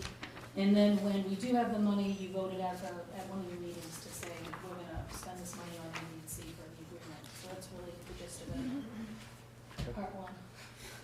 So the purpose is spelled out in the agreement, and we're just setting up a mechanism to be able to put that in a separate fund. Yeah, and I'll put it in a separate fund. I'll have one fund called mitigation or whatever, the chapter 53K fund. And then within that fund, I'll have sub-accounts based on what we have. Agreements that we have. Yeah. So we used to have to go to town meeting to appropriate these funds, which is an added step. So this Yeah, is a and nice, actually really like nice, the opioid streamlined. It's the same thing. Oh, yes. Okay. So we won't have Getting a to, special right. revenue account for that. Yeah. Right. And it defined was all specific part purpose. of that chapter of the Acts of 2023. And I got to the opioid section and I didn't read on. So I was like so excited about opioids. No, that makes sense. So that's the part one of me being here. Part two is the Conservation Commission asks, so we'll do this first. Any questions about this? Seems like good policy to me. Makes total sense. All right, is there a motion? Yes. Move that we accept the section 10 of chapter 77 of the Acts of 2023. Second. All those in favor? Aye. Anyone opposed? It passes. All right, Excellent. and second So part. Part two, we just so happen to have received gonna use it right now. $43,000. I don't know if I don't know if he wants to come up though. I know that I butchered the language of what to say about this order, so he helped put the language together in the memo, just because we received $43,000 to be used for a special purpose. Yep. And Jay had already mentioned, Jay Talman, that it met the definition, so we'd like the select board to allow us to spend the money based on the order. Deposit the money. Deposit the money into this Not new pro fund. fund, but this deposit. Yes, yes, yes. Okay. This is the Eversource dollars that we got as a result of the Davidson Park. Great. Any questions by any board members or discussion? Makes sense. We're pretty familiar with this money that was been talked about for a long time. Glad it's here. Yeah. Glad we can use it in this way. All right, is there a motion then? Move to accept the $43,133 for the Conservation Commission to be deposited into the new fund for the money to be spent in accordance with the amended order for the restoration of Davidson Park. All those in favor? Aye. Anyone opposed? Hearing none, it passes. Thank you both. Thank you. Thank you. Stacy, thank you. Thank you. Before we get to lunch traffic, is the Loring Court easement quick? I think it is, right? Really quick. Yep, come on up. So everyone saw this in their packet? Okay. So this is pretty simple. We're wrestling with a few things with Lauren Court. There's an application before the planning board right now on, they want to do some changes. We have to secure a few other things in there.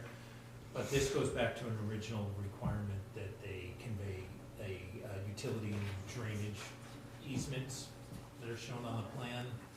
They sent a form to us. I made some significant changes. It's in the fine form. This board has to vote to accept the easement and authorize that to accept on your behalf, perhaps, and then that part of Lauren Court issues get resolved.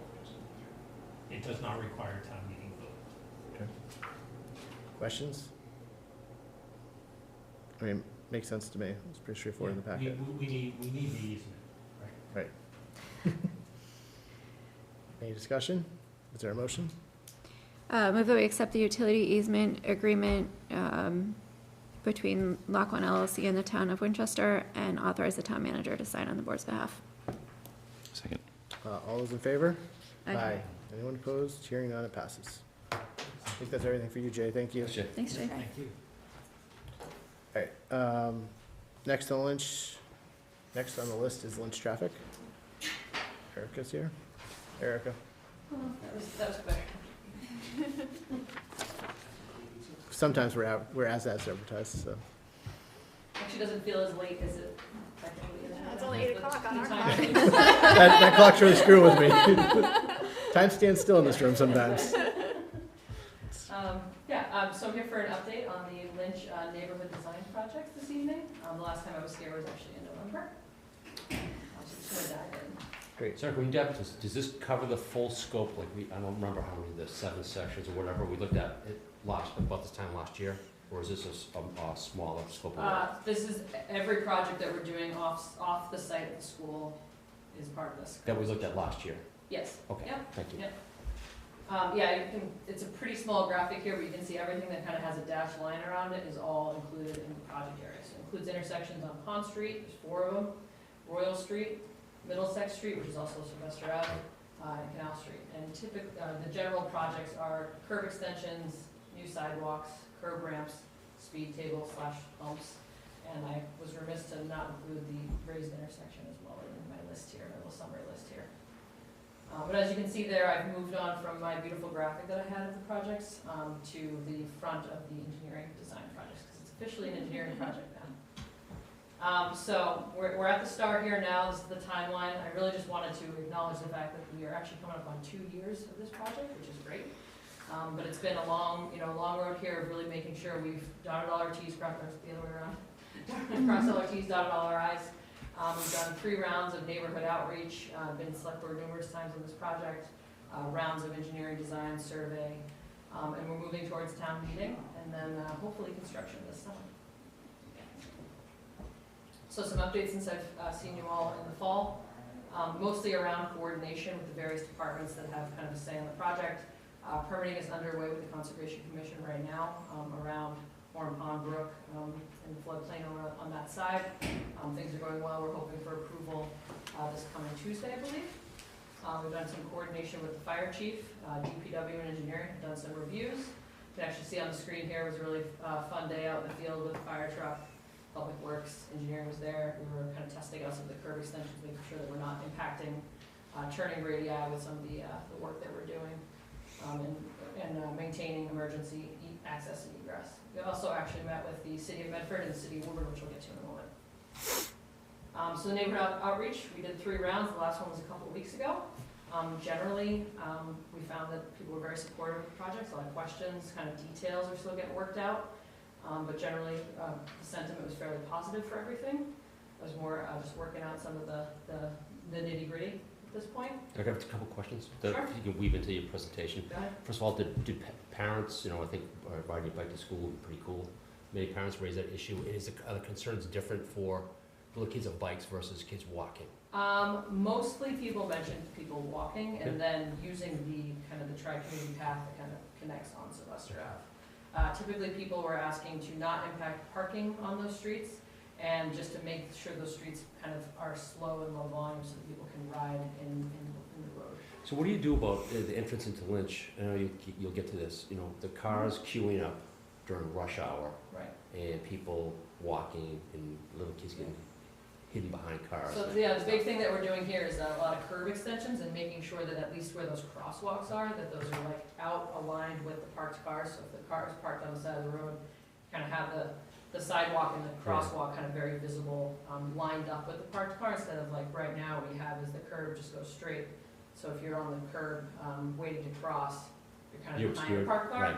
So that's a lot of what we're doing Okay, as thank part you. of this project. So they're like pretty small, high-impact projects, I think, in terms of safety. And then I know, you know, Matt and Bob have been out there, you know, knocking on doors, putting up flyers for some of the direct abutters. I know Matt went out and met with somebody on Chesterford Road, just making sure everyone that, if we're doing something kind of right in front of someone's house, that's not just new sidewalk, making sure they're really comfortable with all the details.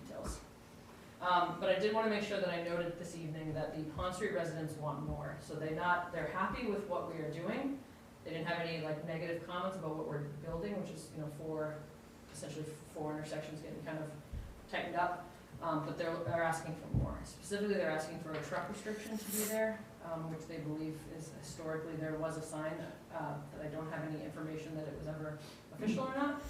And they're also asking for more traffic calming. So while Pond Street, the corridor itself, is not particularly part of this project, they want to make sure that we at least brought that to the board so that you're aware that they're asking for more out there. So we met with the city of Woburn about the truck restriction. They are not intending to put that sign back up. They didn't really give us a lot of information on record for that, but they're not looking to put that sign back up. Part of the reasoning is that Mass DOT requires you to provide alternative routes. I think we talked about this last time. I just wanted to restate it, that the town, you'd be essentially pushing trucks into town center for Winchester or Woburn if you were to put a truck restriction on Pond Street. The other thing they were asking about was speed humps, which with 9,000 vehicles a day, about 2% being trucks, I think that it's definitely not in alignment with the general standards for what speed humps are, with the typical guidance that I would follow. That said, they mentioned the new ones in Medford. So we did talk with Medford. They said they kind of ignored the guidelines, did them anyway, and they are hearing feedback from people that live right in front of the speed humps that they can be fairly loud at night. And that's an issue when you have higher volumes, a little bit higher speeds, and truck traffic. So that's a little different on Pond Street than it is on Middlesex and Canal, which is what we are recommending speed humps on. This have a very different character.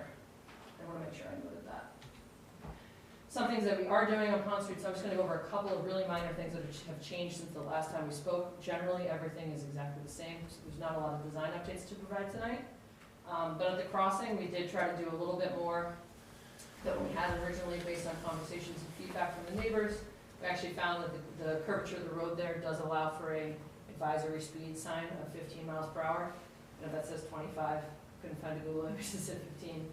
But it will be kind of marked in the lane and a sign on the curve right around the crossing to be 15 miles per hour. Putting in these optical speed bars, which are kind of the dash lines on the side of the road, they get a little bit closer as you're driving, so you think that you're speeding up even though you're not, and it makes you want to slow down. They, you know, generally drop speeds by about 5 miles per hour, people are finding. And then a hardened center line right at the crossing, so it'll be sort of like ensuring that the road gets a little bit narrow and tightens up the road a little bit right at the crosswalk. So those are a couple of things that we think are a lighter touch, but we think will have visibility impacts and speeding impacts around that crossing. And then I hadn't placed the speed humps or speed tables since I saw you, so I wanted to make sure that I acknowledge that we now officially have put them in the plans. We've got 4 on Canal Street, 5 on Middlesex Street. They're approximately 250 feet apart. They're positioned to not interfere with people's driveways or mess with any drainage or utility. And they also are not on Canal Street between Farrow Street and Middlesex Street because of the grade of the road. You're not typically recommending speed humps on hills. So I have a question on this. So this is Woodside, right? With yeah, the two that are that's like, just what they're gonna look like. yeah, and they're pretty close together. So 4 and 5 seems like, what's the math behind that? It just seems excessive, certainly on Canal, and when you actually have that culvert at the bottom that kind of at least slows you going up and levels you out when you come down. What's the math on 4 on that one street and then 5 on Middlesex? Yes, so it's essentially the two, they're roughly around 250 feet apart, which is The guidance recommends that you don't want them too far apart, people start to speed up between them. So it's about, you know. If we made them 300 feet apart, would we reduce them by one? We could, I mean, I'm sure that Canal Street residents will probably find, it just seems like a lot on that. I think I'm more reacting to Canal, because Middlesex has a little bit, it has some bends, it's pretty tight when cars are parked there, but 4 on Canal with a culvert at the bottom seems like a lot. And I just don't know if we space them 330 feet apart, knock it down to 1 or 2. yeah. That's just me, that's not a policy decision. We did it, actually, at the neighborhood meetings, we did pull up an aerial and had like house numbers on them and showed exactly like little lines of where the speed humps were. We didn't hear that feedback, but I can certainly relook at that, appreciate your feedback. And they'll be like they are on Woodside, where they don't kind of go to the edge of the road so the water can flow on either side of them, and they're fairly low profile. In terms of construction cost, I'm happy to report that the cost has gone down a little bit since we've refined the numbers. With the project construction be about 1.8 million, and then we're kind of adding on construction administration, which is sort of an estimate at this point, police details, contingencies. We're not totally done with design, so I'm being a little careful here still, but we're right around $2.5 million for the project cost. And cutting out those 2 speed humps, that's another million saved. 40 grand. Yeah. Which of those line items accounts for that $50,000 decrease in the initial 3 million? Oh, yeah. Is it materials, is it? So there's a few things. Our contingency is starting to slowly go down. I think it might have been more like 30% at one point. We used to have raised crosswalks. We actually found that those were going to be very difficult to construct for various grading challenge reasons. You don't have a lot of curb reveal in some places, so you'd be building up the road. So those were a lot more expensive than what we are ending up with, which is still the curb extensions, but at grade crossings. So I think that's a big part of it. So the design changes. The minor design changes, cut back on some of the major curb extensions. We made them a little tighter, or not as tight, I guess, on the crossings. So those things have made a difference, yeah. And I was being really careful because I didn't want to. I'd rather come to you and tell you to lay down than the other guys. Love that. Learned a lesson. So construction duration is my last slide here. So we're anticipating, and this is fairly rough, I kind of ran this last week in preparation for this meeting after Beth asked me about it. So we're thinking it's going to run approximately 13 months. We're thinking, you know, if all were to go well at town meeting, we get this to bid around July maybe this year, so July to construction season end, which is like maybe October or so. We run it for those 5 months this year, and then kind of pause over winter and pick it back up in the spring, like April or so, and have it run it through the construction season, the full season next year. This is assuming, you know, 1 work crew, standard daytime hours, and showing up being disruptive in the neighborhoods. Recommending that we would start on the Horn Pond Brook side, because Pond Street is still being used for access for the school project. So we wouldn't want to mess with anything now that we're going to end up having to rebuild. So start over there and then make our way to Pond Street in 2025. So it'll be done in time for school opening. That's the plan. Fingers crossed. Fingers crossed. Well, if school opens in September, what's going to be left to be done in October? There could be like tree planting and things. It'll be like the punch list, kind of minor details. But we expect all the crosswalks to be in place for the first day of school. Yes, absolutely. All goes according to plan. With the school, Well, I mean, I think with both projects. really the goal is like everything right at the school, right? And then We'll as we get further out, we will. Finalize some things, yeah. but it'd be this third, you know, Chesterfield's crosswalk is in, you know, it's got cones, it's not hardened yet, but the other ones are. Right, like the raised crosswalk at Horn Pond Brook Road, we want to have Yeah, that done for the first day of school. Absolutely, yeah, got it. Yeah. So It'll be, the shift. it's always like the last From little, the middle out. Yeah. Okay. it's always like the little pavement markings at the end, like some miscellaneous things like that, yeah. Clean up. And this is just kind of a summary of where we're at now. We're in the middle of finalizing our design. I think we have a deliverable, next deliverable April 10th. Spring town meeting's coming up. We'll start construction this summer to be ready for next fall. Thank you. Thank you. Questions? So we have a motion, that we have draft language, and I think Beth, you plugged in the $2.5 million number.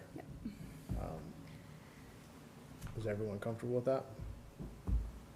Yep. All right. Great. Anything else from this one? Nothing for me. Thank Great. you. Appreciate Thanks, all the Erica. Thank Thanks you. for all your work on everybody's this. done. Thank you. Thank you. All right, I'm gonna go a little out of order. I think there's people here for outdoor dining applications, just to hear us talk about those, so I don't know if there's other, is there anyone else here for anything else? The commission appointments for Beth, I think. Oh. Yeah, Beth, do you wanna give your report Sure. first? So first up, I have a couple different appointments. So in accordance with section 2-B of the town charter, I've made the following conditional regular full-time appointment in the building department of Carla McGrath from Peabody for the building/zoning application coordinator. And I request that the board waive the customary 15-day appointment period for that position. Move that we waive the 15-day appointment period to appoint Carla McGrath to the building and zoning application coordinator position. All those in favor? Aye. Great. Thank you. Next up, in accordance with section 2-4-2B of the town charter, I've made the following regular full-time appointment in the Department of Public Works of Christopher Murphy of Woburn to maintenance special equipment operator. And again, I request we waive the 15-day appointment period. Move that we waive the 15-day appointment period to appoint Christopher Murphy to the DPW maintenance special equipment operator position. Second. All those in favor? Aye. Aye.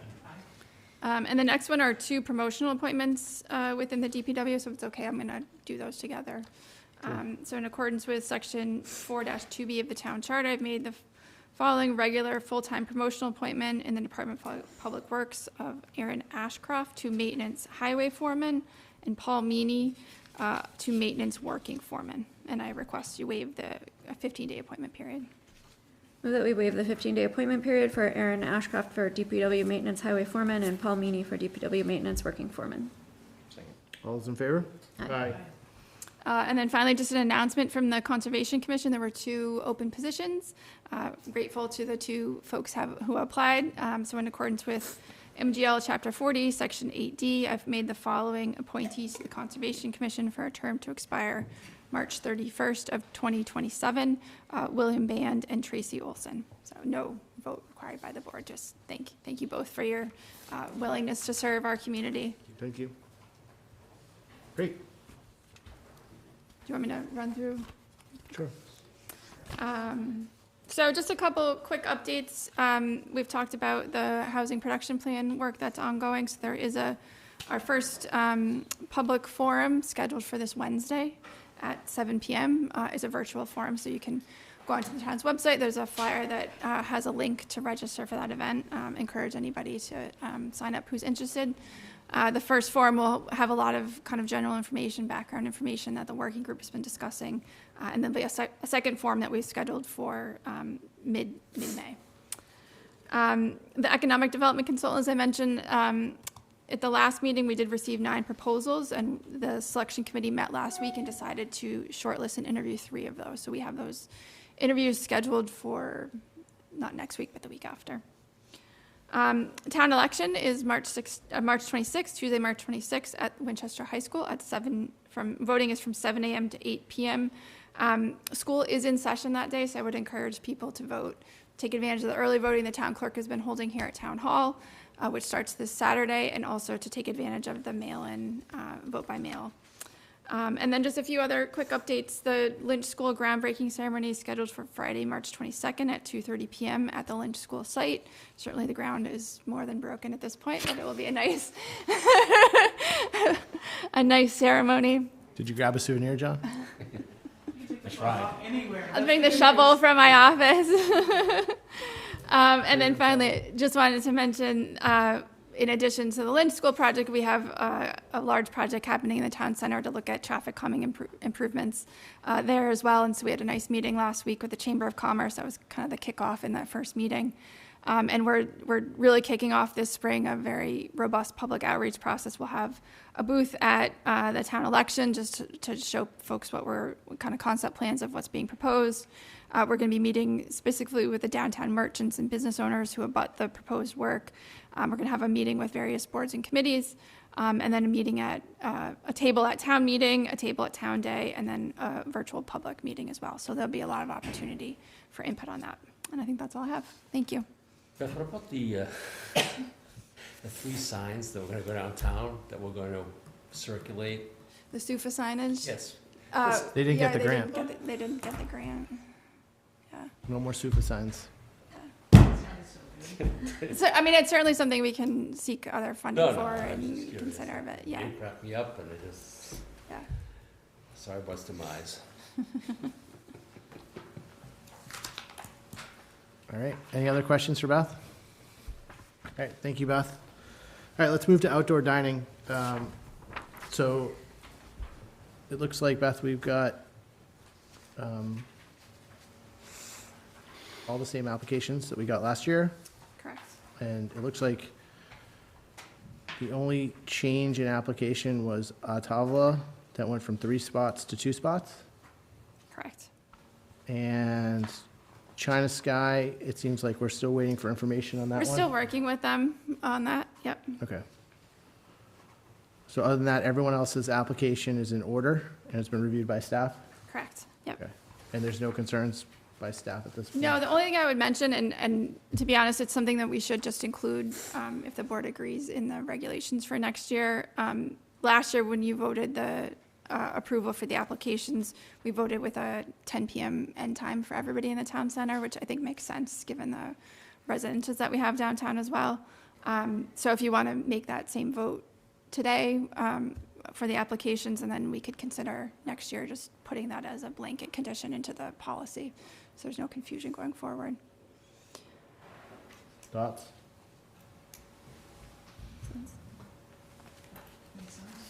Are you still serving food at 10 o'clock at night? Are people still out there?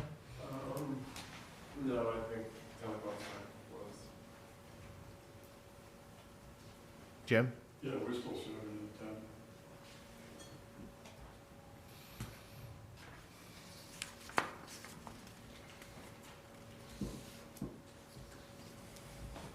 And you're looking for 11, it looks like you wanted, you look, I'll just look at your application. 12:30. 11 o'clock, it looks like. You said proposed time for outdoor dining, 11 a.m. to 11 p.m.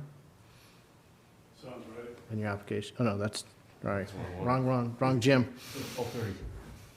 No. Yeah, but I think your common vic is only till midnight, so we couldn't go to 12:30. Got it.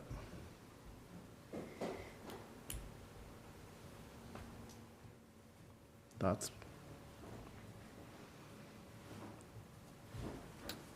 I mean, there are residents on Thompson Street and Mount Vernon Street area, right? Yeah. Okay.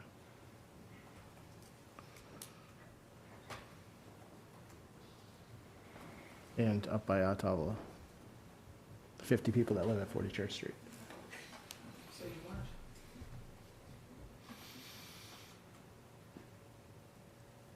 Are we okay with 10 o'clock, or do we want to make it 11? What do we want to do? I'd be fine with 11, if that's, it seems like there's a couple requests for 11. Yeah.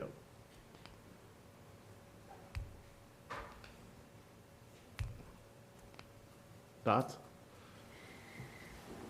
Have we got complaints from residents? I think last year, when we reviewed the applications, last year there had been some complaints, which is why we implemented the 10 p.m. Got it. So we went to the 10 p.m. last year. I don't recall what the requirement, I have the vote from last year. I don't Okay. recall what we did in 2022, to be honest. Do you want to ask, you're asking if who complained about it last year? Because I can walk and see. No, I just, if we got some complaints. But why don't we try 11, see if that works? Is that okay? Fine. Yep. I mean, you can always modify it if people start complaining, if it becomes an issue. And, you know, weather-wise too, I mean, it's probably a shorter period of time where people are gonna be outside that late, right? But we've, So it's, well, we've you know, also condensed outdoor dining, Right. so, Yeah. Well, that's fine. all right. So let's do 11, Beth. Do we need a vote on that? You just So, want me to approve it? We'll do 11 o'clock. yeah, Okay. yep. All right. Any other questions or discussion about any of these applications? They all seem to be in order. They seem to be what we've used in, at least last year, with the exceptions I mentioned. You good? Yeah. Yeah. fine. That's good. All right, is there a motion? Can we do them all as one motion, Patty, or do they need to be separate? They need to be separate. Okay. Move that the select board approve the use of 2 parking spots and the use of the sidewalk on Church Street to be used for outdoor dining for Autavilla no later than 11 p.m. Second. All those in favor? Aye. Move that the select board approve the use of 3 parking spots and the use of the sidewalk on Thompson Street to be used for outdoor dining for Black Horse Tavern no later than 11 p.m. Second. All those in favor? Aye. Move that the select board approve the use of 3 parking spots and the use of the sidewalk on Main Street to be used for outdoor dining for First House Pub no later than 11 p.m. Second. All those in favor? Aye. Move that the select board approve the use of 3 parking spots and the use of the sidewalk on Mount Vernon Street in front of the restaurant frontage to be used for outdoor dining for Lucia's Restaurant no later than 11 p.m.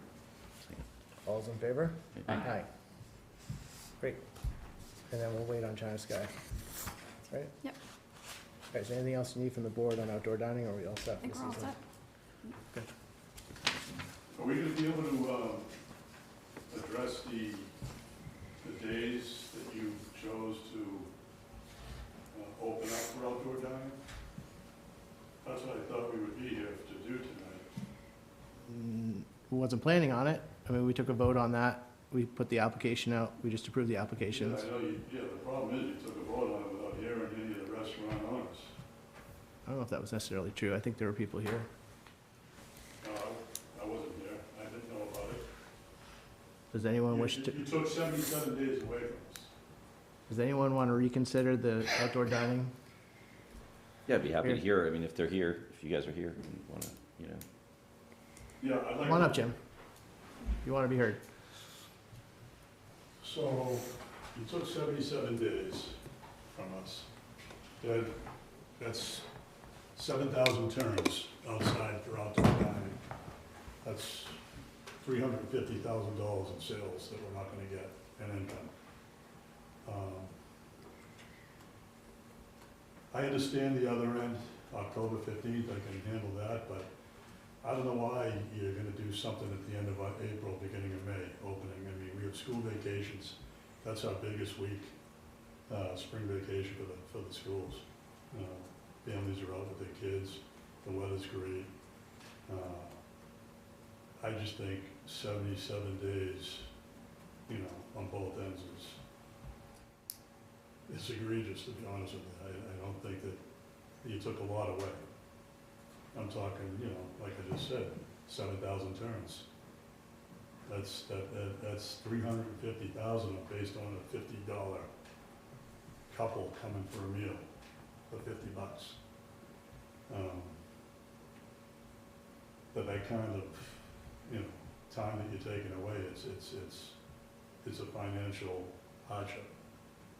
You're taking away, well, a little bit of profit we make, you know, we're lucky if we make 10 cents off of the dollar. That's how it is in the business. So we have to make a ton of money in a year to pay for everything. And by taking those 77 days away, you're literally taking 7,000 seats away, total, which amounts, with a $50 sit-down meal for 2, you're talking $350,000, you know, in sales.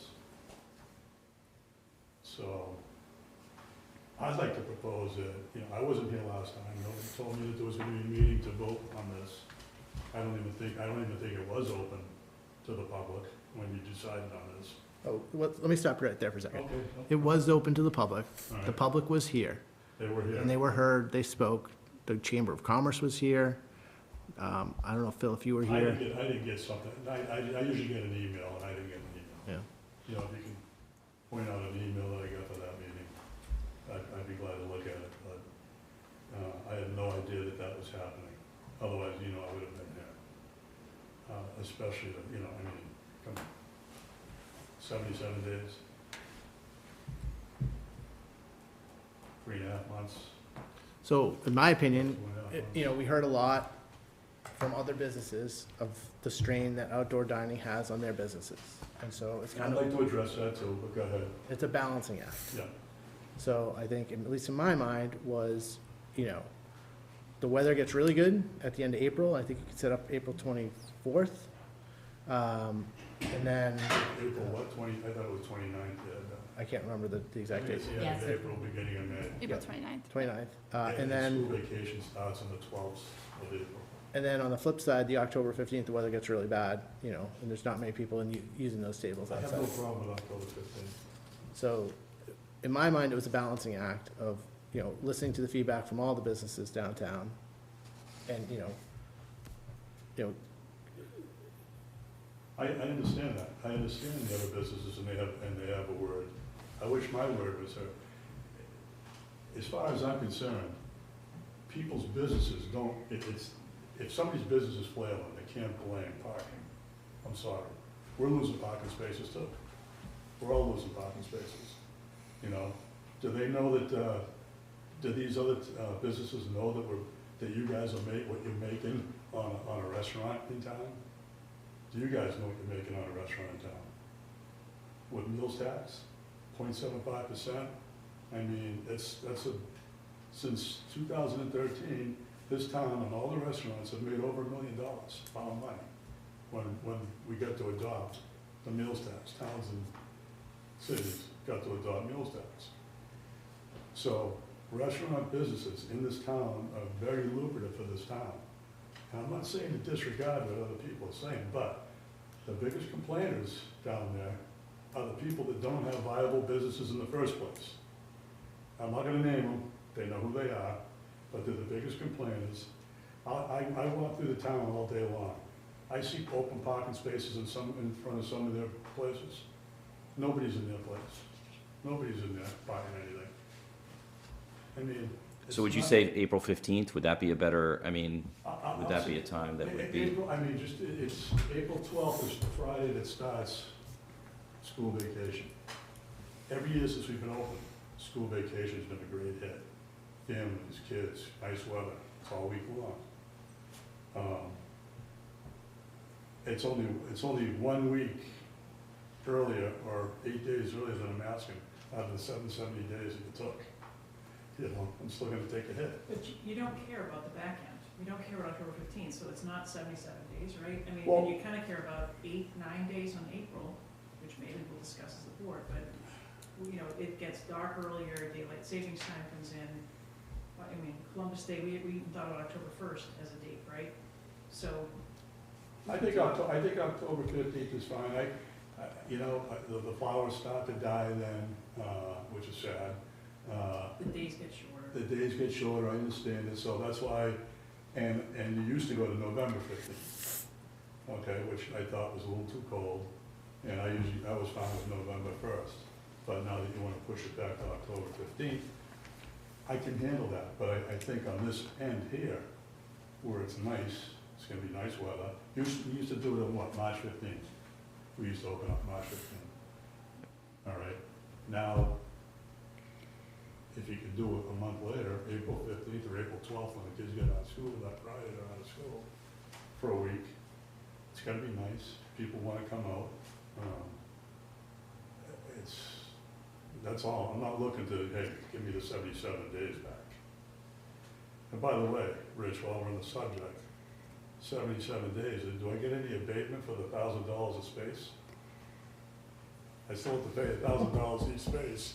You took away 2.5 months, why are we still paying $1,000 a space? because you increase your space of your restaurant by 50% by using our parking spots. Right. That doesn't really sit well with some of the businesses in town. Yeah. So, Yeah, but I'm I mean, maybe it's 7,000 a spot like Boston. $50,000 in sales.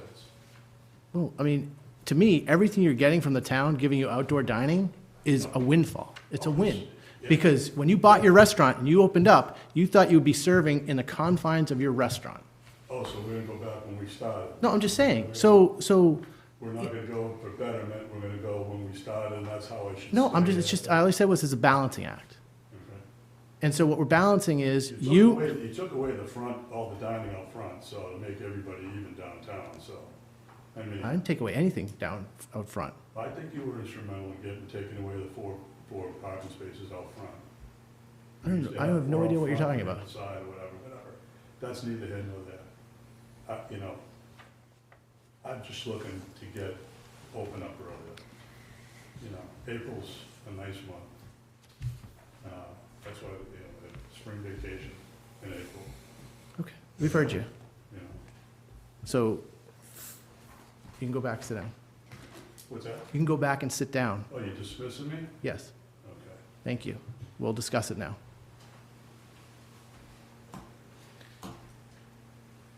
What do people want to reconsider this? I mean, I can tell you from where I sit, being involved in the chamber, I've heard from many businesses that, you know, the season was too long. I understand the restaurant's position. So to me, it was a balancing act. That's why I thought we came up with a compromise to start it a little later in April and end it a little earlier in October. If we want to include the school vacation week, we can do that. Do you have an opinion, Phil, since you're here? Well, I mean, I've said this from the beginning. I thought, like, ultimately, the issue that Winchester had and the thing that made parking become a crisis for a lot of businesses is the fact that you guys let them, the town let them, restaurants exist, set up outdoor dining in front of other businesses, which I thought was the fundamental flaw of this whole program. It should have always been, just like it is in the North End, where it's a lot more congested, should be confined to the front of the restaurant. And so, I mean, I can understand, like, the visibility that you lose when somebody else is established in front of your business, and I hear those concerns, and I think that's valid. But to kind of trim the season because of two complaints, and one of them was completely unfounded, I thought was a little bit kind of ridiculous. I mean, this is ultimately bringing a lot of people downtown, especially like those shoulder parts of the season, are bringing people during the day. They're spending money in the stores because they're coming for lunch. That's the biggest, you know, draw for me. Like, I'd like to see, you know, a little bit more. It's not the biggest deal, but I just think that, like, for retailers to complain about the parking when we're actually bringing people downtown is a little bit ridiculous in my opinion. So I'd like to see everybody kind of in front of their businesses, and, you know, if it's April vacation, that makes a big difference in some of the businesses. Doesn't really make, I don't think it's that big of a deal for us, but I think that's a pretty good compromise.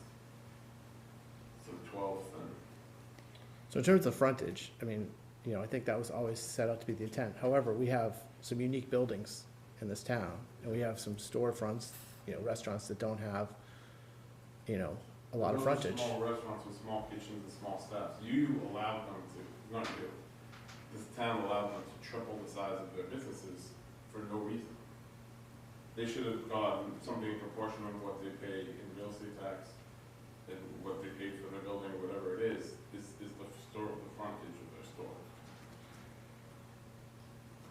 We fixed some of that, right? We've shrunk. Yeah, we've shrunk, The over the footprints. years, Right. they've shrunk. No, Yep. it's always been three. It's always No, I been- think some had four, Some, Some had four, yeah. some had Well, four. there was one situation where. Jim had 6. yeah. But I'm thinking of in front of the toy store, that guy gets covered, which is, I don't think, fair. You know, I think one of the issues here is we started outdoor dining during COVID when people couldn't go inside. So we were trying to maximize the outdoor dining space, right, to bring people downtown and make them feel better. And then we were just kind of building the plane while we were flying it from there. You know, and things are going to change every year after, you know, experiences change. And, you know, we hear from residents, but it seems like a pretty good marker for us to say, April vacation, because that's, you know, some people are leaving. It's a good time to make that adjustment, and you know, I think the weather will generally be okay at that point. And so every year, if we're looking from, you know, generally middle of April to middle of October, it just seems like those are pretty good stakes to put on either side. That would be my sense. So, and that's, you know, not asking for too much. I don't think for. Or not giving too much to the restaurants either at this point.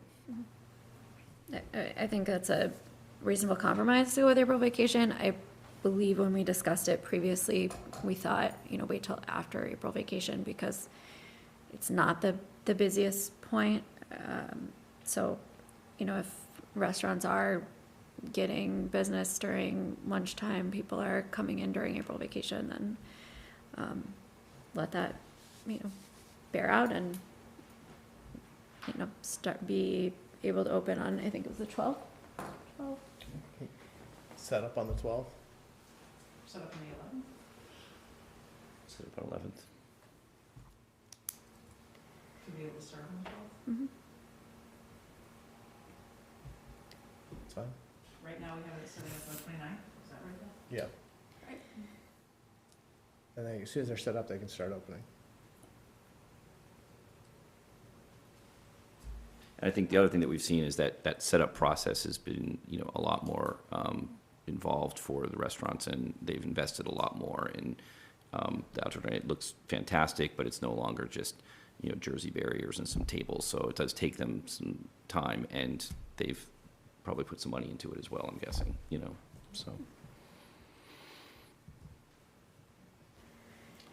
So set up. Someone needs to make a motion if they want to amend that.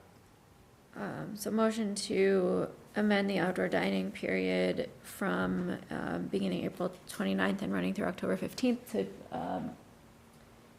beginning Friday, April 12th, allowing setup on the 11th and running through October 15th. Second. All those in favor? Aye. All right. Moving on. Thanks, Phil. Let's go back up. All right. Let's do CPA warrant article, and then I guess that kind of dovetails into spring town meeting warrant. So why don't we do the CPA first, and then we'll just go through the warrant. Yep. So we met at It's the update. 5 this afternoon. Yes. To take a look at, actually, I believe it's in the motion, but the percentage and the exemptions within the CPA. And the CPA committee voted unanimously in favor of the 1.5%, and in the exemptions that are in the motion, 1, 3, and 4, which is the $100,000 residential exemption, the $100,000 commercial exemption, and number 1, which I'm forgetting. Low income, yeah. Low income, yeah. Okay. So we would need to adopt those recommendations for you to prepare a motion. I don't know how to respond to that. It's a good thing Siri's not on town meeting. So in your packet is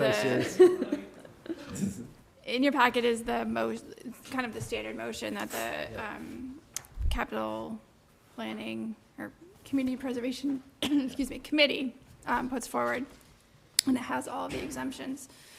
So that's just listed as a option for now, but based on the vote of the working group this afternoon, I can have work with town council to modify that to include the appropriate exemptions that we want to move forward with. So the question to this group is, do we want to follow the working group's recommendations, or are there other recommendations at this table, right? Is that what are we looking at for language? I mean, I'd be inclined to follow the working group's recommendations, but I don't know what other people think. I'm inclined to. I don't have a bad idea. Better be.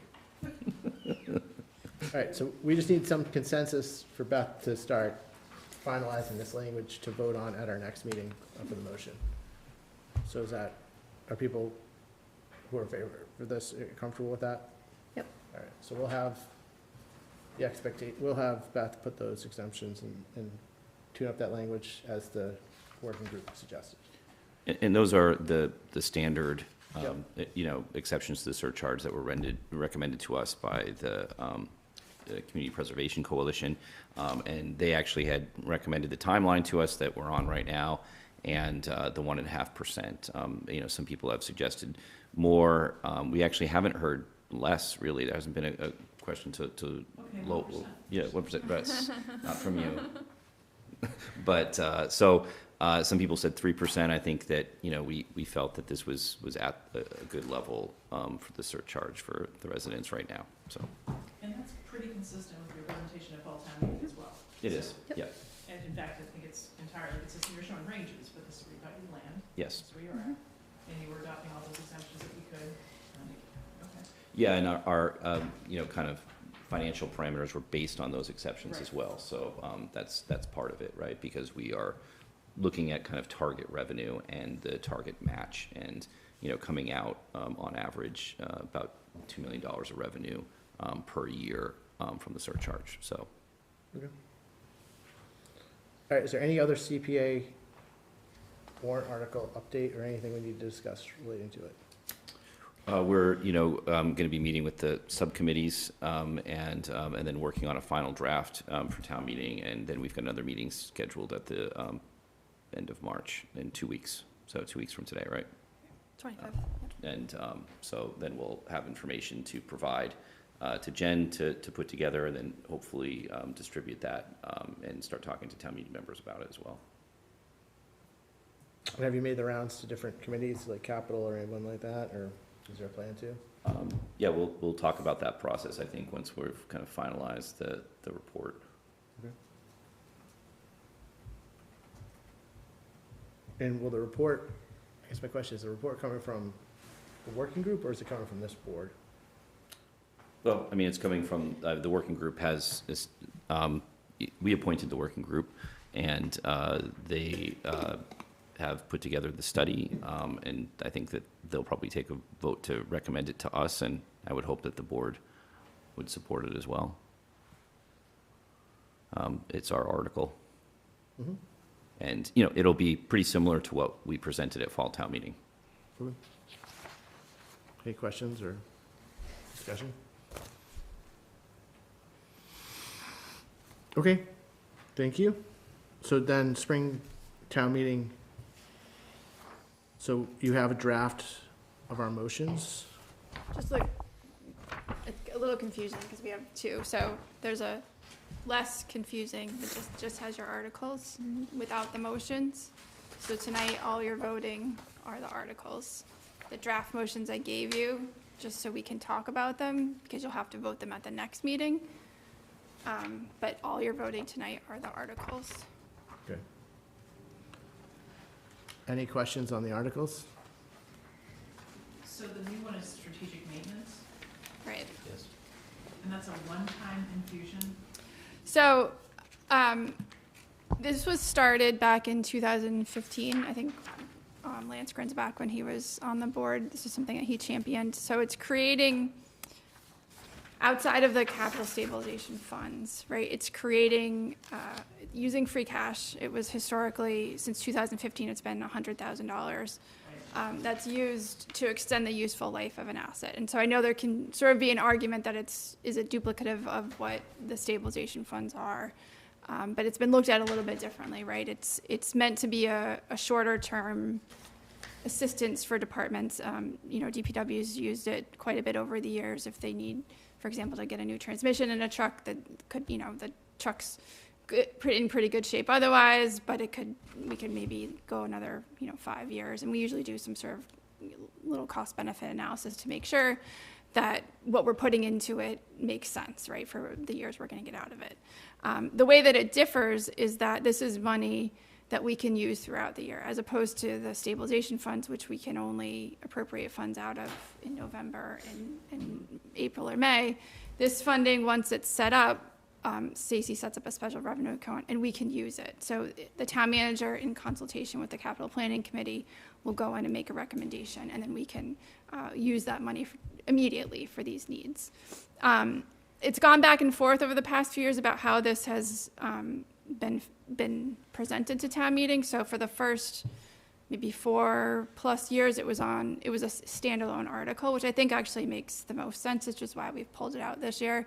Then for a few years, it was actually on the yellow sheet, which made it confusing, because really we should be pulling, we're trying to, working with Stacy and Jay, we're kind of trying to pull back the capital articles to be more standalone articles in the spring, as opposed to having them all on the yellow sheet, because it makes it look more like it's part of the operating budget, where it's really just like we do in the fall, having those capital articles as standalone articles. So the recommendation, my recommendation was to increase it from the $100,000 to $200,000 based on what we've kind of seen as the need over the past few years. So that, the motion would be proposing for the $200,000 amount. I think Capital Planning Committee voted to sponsor it. I was going to co-sponsor it with them, and I think there was a discussion about whether this board, since originally this kind of originated from the select board, if you wanted to co-sponsor it as well. Sounds like a good idea. Yep. I guess I'm just wondering, given that we have a deficit, we have free cash, and maybe it's the other available funds, if we need to revisit overlay as seeding this money, if ARPA and account closeouts, because we're gonna need to use $1.8 million of free cash, so that gets us up to $2 million of free cash in the budget. So I think.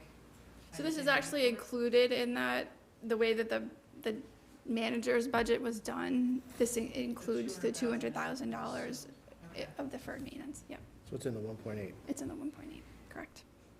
Make you feel better? Not so much. But Well, I mean, this is a great tool we have. Oh, it is, it is. We should probably just explain it, but that is, if it's already in the budget, It has been, yeah. what are some things that this has been used for? So again, it's been used quite a bit for DPW for equipment. I don't know. Placed engines and trucks, Yeah. some repairs to some roofs, elevators, this past year, some concrete floors we did at the transfer station. This is just some of the projects I remember the guys talking about. Yep. And so I think one of the things Capital requested is that as part of the background for the article, we kind of provide a summary of some of the past uses for this funding. I know we need it. I know Pete says it's been, really. I guess good this to is have. stuff we can spend on. I mean, Pete, in talking us through, and Mystic has just been saying, it's been really good to be able to have it and access it quickly, so. Yeah, I think that's part of the problem. This used to be, reserve fund transfer, requests, in the past, which is a very cumbersome, process. And, we know a certain amount of maintenance issues are gonna be needed throughout the year. And, when they're off cycle, you can't, function without it.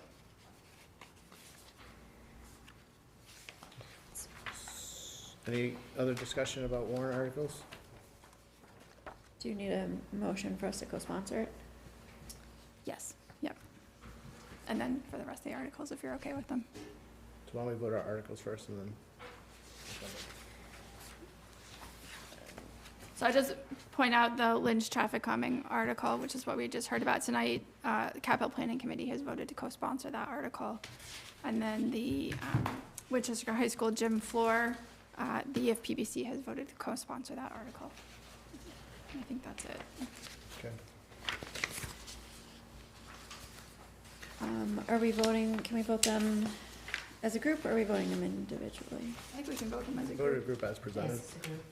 I think the third time I would remember. I think I can't remember, we have standard language. I already gave it to her. Okay, just but to- can I ask you, she could add, at the end, because there was, the last time we added something else where, she added, okay, article sponsored by the board and to co-sponsor the Strategic maintenance strategic. article. I put it all in one. Yeah. Okay. And then I think just, we try to have some language in case we missed a and or Yes, two. yes, or substantially the forms. Move that the select board approve the proposed motions in substantially the form presented for the Articles, not motions. Move the Sorry. select board approve the proposed articles in substantially the form presented for the articles sponsored by the select board, and move to co-sponsor the strategic maintenance article. Second. All those in favor? Aye. Aye. Anyone opposed? All right, it passes. So just then on our motions, I don't know if anyone had a chance to look at these. Beth, on number 6, the rescinding borrowing authorization, I thought there was a typo in the amount rescinded. There should be another 0, I think, at the end there, in that Yep. last column. Thank you. Any thoughts on these motions? So the one I just wanted to point out was the high school gym floor, which, so the way I confirmed, I think there was a question last time we met about the total costs. I confirmed with Chris Nixon that we want to go forward with a 2.6 million. So total appropriation is 1.3 million. 340,000 to be transferred from free cash, 960 to be transferred from overlay, and then we'll match it with the 1.3 in ARPA funds, which is, I think, how we get to that bottom line number. So I just want to make sure the board's comfortable with that before the next meeting. Any donations that would offset free cash? Yes. Any Yep. donations in that language? Yes. And then we report back to fall town meeting on that point. And we should be hearing about donations, hopefully before our next meeting.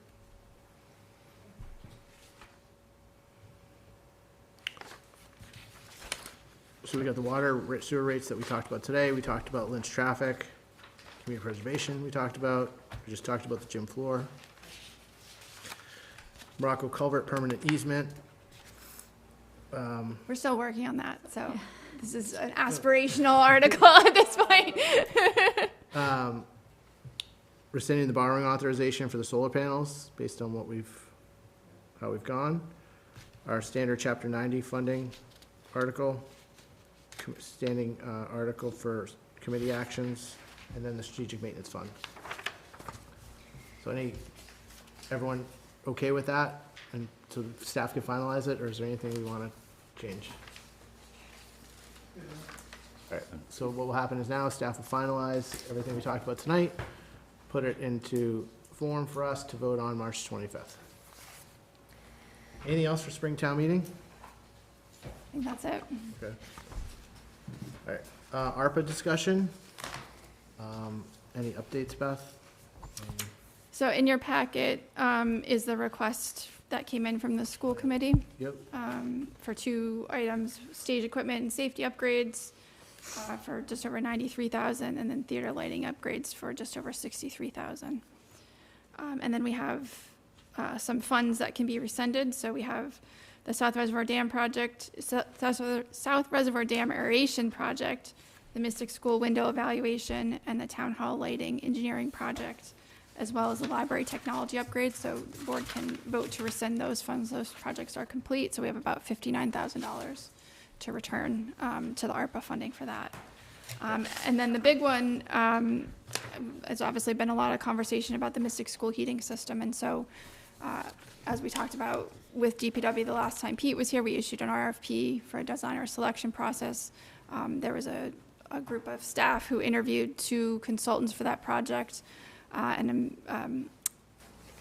it's unfortunate to have to say that project, I think our initial estimates were significantly underestimating what we expect the project to be, based on the feedback that we got from the 2 consultants. So Pete had worked with, I think it was National Grid, to put forward kind of that original estimate that was around 1.5 million. That number is very low, I think, what we've heard back from these 2 consultants. So I think we need to. Magnitude of 4. Potentially. Yeah. Yeah. So I really have a question about where's the difference, and are we gonna build a Taj? Because really, without doing a whole analysis of the use of the building, who in the right mind would put $6 or $8 million into that building, right? So can we put mini splits in? I mean, there's a lot of other things. It just didn't, the whole thing just didn't make sense to me. Right. It's like, this is insane. What's another heating, design that we can do? Right. Yeah. So I think my recommendation to the board is we still have that we have that 150,000 that we had already allocated towards design. I'd recommend that we go with the consultant that the designer selection committee is recommending, but we do a much smaller contract just to have them sit down and brainstorm with us what our options are. Mini splits, other short-term solutions. Because otherwise, we need somebody to work Nick with has us. to go in and develop an enormous contingency plan for what where he's going to move. Right. Yeah. Because he's going to have to move. Right. So I think we need some help short-term to help us figure out what the options are. Right. So I'd recommend that we'd still move forward with the consultant, but on a much smaller scale, just to evaluate what our options are. So if the board's okay with that, I think we can get something together there. All right, so let's first vote to rescind the ARPA money that we spent. anyone have a problem with that? Great. Move that we rescind the remaining balances of the ARPA fund allocations for the South Reservoir Dam aeration from February 28th, 2022 and December 5th, 2022 of $42,856.69. The Mystic School window evaluation from July 18th, 2022 of $1,770.20 for town hall lighting from January 25th, 2023 of $10,000. And library technology upgrades on February 27th, 2023 of $4,457.42. The combined remaining balance of these allocations to rescind as of March 11th, 2024 is $59,084.31. Second. Second. Question? No. Oh, you seem to like a question. I was going to say something stupid, but it's too late. Missed your chance. Just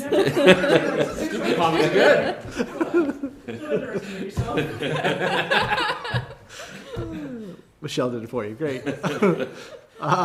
It's been seconded. All those in favor? Aye. Anyone opposed? Okay.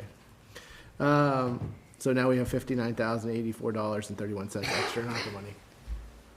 All right. So Beth, in terms of Mystic Heating, I think that sounds like a good plan. Is that consensus among the Yes. board on that? Yes. Okay, great. Now we have this, is there anything else on ARPA for the school request? I don't think so. Okay. So now we've got the school request. And we have, you all saw the memo from Andrew Marin about, I mean, I think the stage equipment is something we've heard about. The lighting was a little bit new. I mean, I didn't hear that before. And what do we have for ARPA money to spend? A lot. What's our running table? There's 59,000 back. yeah, 3.2 million. and it's like No, I don't think we have 3.2 million left. You're gonna find out in about 2 seconds. You just got 1.3 million earmarked for a gym floor, so. Well, but it's still there. 1.9. Well, yeah, 1.8, right? Yeah. I don't know, I got the A lot of $6 real-time on the water and calculations sewer happening earlier, so. this is this new real-time calculation is keeping our viewers on edge. Very So stressful. it's like the We're at home wondering cornetograms what. from the. We should have the calculator live on the screen. Okay, so we have currently an unallocated balance of 2.9 million, just over 2.9 million. And then we have a hold for the community needs of 300,000. Well, 3.2 million. And then, I think the Mystic Heating, we'll take that off. So if we take the 1.3, so we have about 1.3 left. How do you feel about stages and lights? Well, I mean, part of it is, we've had, some of these, reversions from, what we've appropriated. We had at 1.80 or so, and then, another 60 here, so, that's Found money.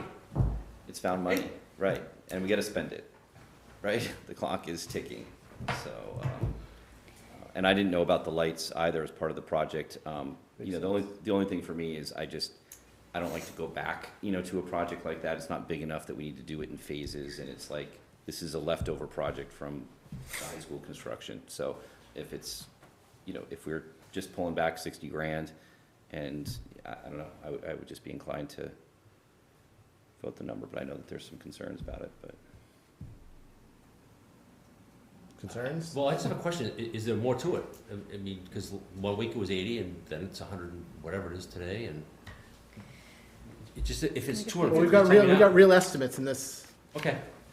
I mean, it looks like, But is that the whole scope? We have estimates, but is that the whole scope of work that needs to be done to complete? Because, there's some value engineering done, and. So I think you can always. I don't want to do You know more, what I I'm took- just asking the question, though. So I took lighting design in college. Right? I know a thing about lighting. By the way, theater it's lighting. actually 10 o'clock, not 9 o'clock, so. That's right. just No time for stories. FYI. But you can always add, I mean, these are probably, it's probably you're buying a basic set of Right, I LED know. lights. Right. And, LED lights are great now because you don't need all the different color swabs, for green light, blue light, red light, whatever. So. So I would think that this is a comprehensive lighting package. Fine. I wasn't just limited to I the can't- lighting. I did don't know, not- the sound. I did not build sets, and I did not, fly curtains, so I can't speak to the curtain one, but I can speak to the lighting one. So in my limited experience So you're a yes with theater vote. lighting, that was my art I took. I would say yes. This looks good. So I move that we approve the request as presented Maybe from you want to ARPA. give them a little buffer, maybe 160, Yeah, maybe not down to the Penny. 50 cent mark. 160 out of ARPA, so. Is there a second? Second. I think Stacy will want you to Read the whole thing? just 160,000 for safe, like, just be a little bit clearer in the motion, maybe. Stage equipment and safety upgrades and theater lighting upgrades as presented by the memo drafted by Andrew Marin on February 26, 2024. For 160,000. 160,000. From ARPA, so moved. Second from Michelle. It's not easy Just- to do. Just, All those in favor? Aye. Anyone opposed? Please save us back those dollar schools. We can rescind it. Yeah. All right.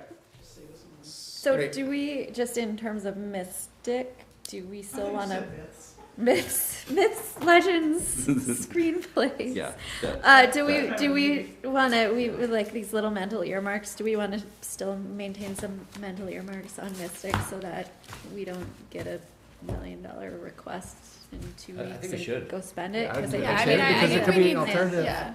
Mini splits or Yep. wood burning stove. And, the CPA, if we do pass, that will, also, fund work at the Mystic, right? It's a historic building. I'd have to, yeah. Yeah, but we can't do it before ARPA needs to be allocated, probably. No, I know, I'm just saying, it's, relative to, we haven't even analyzed what's, going Right. on there yet, so I we're. think we need more information before we Yeah, do but I anything just, else. I don't want us to lose our ARPA money and then it turns out we could manage with mini splits as a stopgap for Like, some I'm just a little concerned that I don't wanna spend it, but I'd like to have an answer sooner than later, because if we have to create that money somewhere else, it's another thing on the list. Well, it sounds like that consultant will get us that soon. Yeah, I mean, I think we just need to really sit down with them and kind of put our heads together and brainstorm about what our options are. So, All right. Anything else for ARPA? I think that's it. Okay. Election warrant. Everyone see the warrant? Everyone okay with it? Got it. Any questions? Great. Can we vote that? I love the language about warning people. That's right. Move that we designate the Winchester Room, Winchester Town Hall as the official location for early voting in person from the annual town election, March 2024. Voting will begin on Saturday, March 16th between the hours of 9 a.m. to 3 p.m. and all regular business hours of the Winchester Town Hall from Monday, March 18th to Friday, March 22nd, 2024. Second. All's in favor? Aye. Aye. Anyone opposed? That passes. Move that we call the annual town election for the town of Winchester to be held on Tuesday, March 26, 2024 at Winchester High School Gymnasium between the hours of 7 a.m. and 8 p.m. Second. All's in favor? Aye. Aye. Great. We have one committee and commission appointment to make, and that's our appointment to the EFPBC, Mark Scott. He's up for re-election.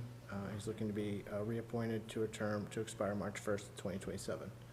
Any questions or discussion on that? Heard This is good things about him. This is a school committee and a select board appointment, and the school committee did reappoint him. Yes. Mark is the best, so, Okay, he's done a good job. The Yep. NPBC's really happy to have him. Is there a motion? Move that we reappoint Mark Scott to the FPBC for the term to expire March 1st, 2027. second. All's in favor? Aye. Great. Going back up to accept donations. Move that we accept,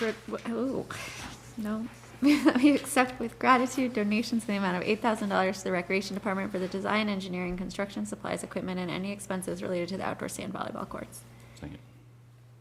All's in favor? Aye. Aye. Move that we accept a grant of $129.90 from Eversource's EV Make Ready program for the installation of charging stations at the Jenks parking lot. Second. 129,000. 129,000. That seemed very low. Yeah. Just saw it. So move that we accept with gratitude a grant of $129,090 from Eversource's EV Make Ready program for the installation of charging stations at the Jenks parking lot. Thank you. Second, I just second anything anyways. I'm like Ron Burgundy, I just, you know. I just read off the telephone, or whatever my job is, just to keep it moving. Yes. All right, Mike has seconded it, thank you. All those in favor? Aye. Do we know when those are gonna be installed by any chance? I get questions about that. Eversource is coming. If the grand on board location. For the grand location on the 25th. Great, So. And where on Jenks? right there. It's No. like the corner right It's there. right where, okay, so you know where the town, employee parking is and the public parking? At the Right corner. where- It's gonna be right there. Right in this corner But they're here. gonna have to come from Right in that corner. Skilling's around, so it's really, they're either gonna have to get it done by the end of April, Or wait, because of fair. middle, or Anchor Fair, or they won't be able to do it until the end of June. Got it. Okay. Could power the Ferris wheel with our charging station. Yeah. Right? Well, we've already talked about how those need to be protected Yes. during the Inca Fair. I Yeah. can just see some kid waving that thing around. Let it ride. All right, we've done donations. The last thing is the consent agenda, I believe. Motion to accept the consent agenda as posted for Monday, March 11th, 2024. Second. All those in favor? Aye. I abstain from the consent agenda. Patty?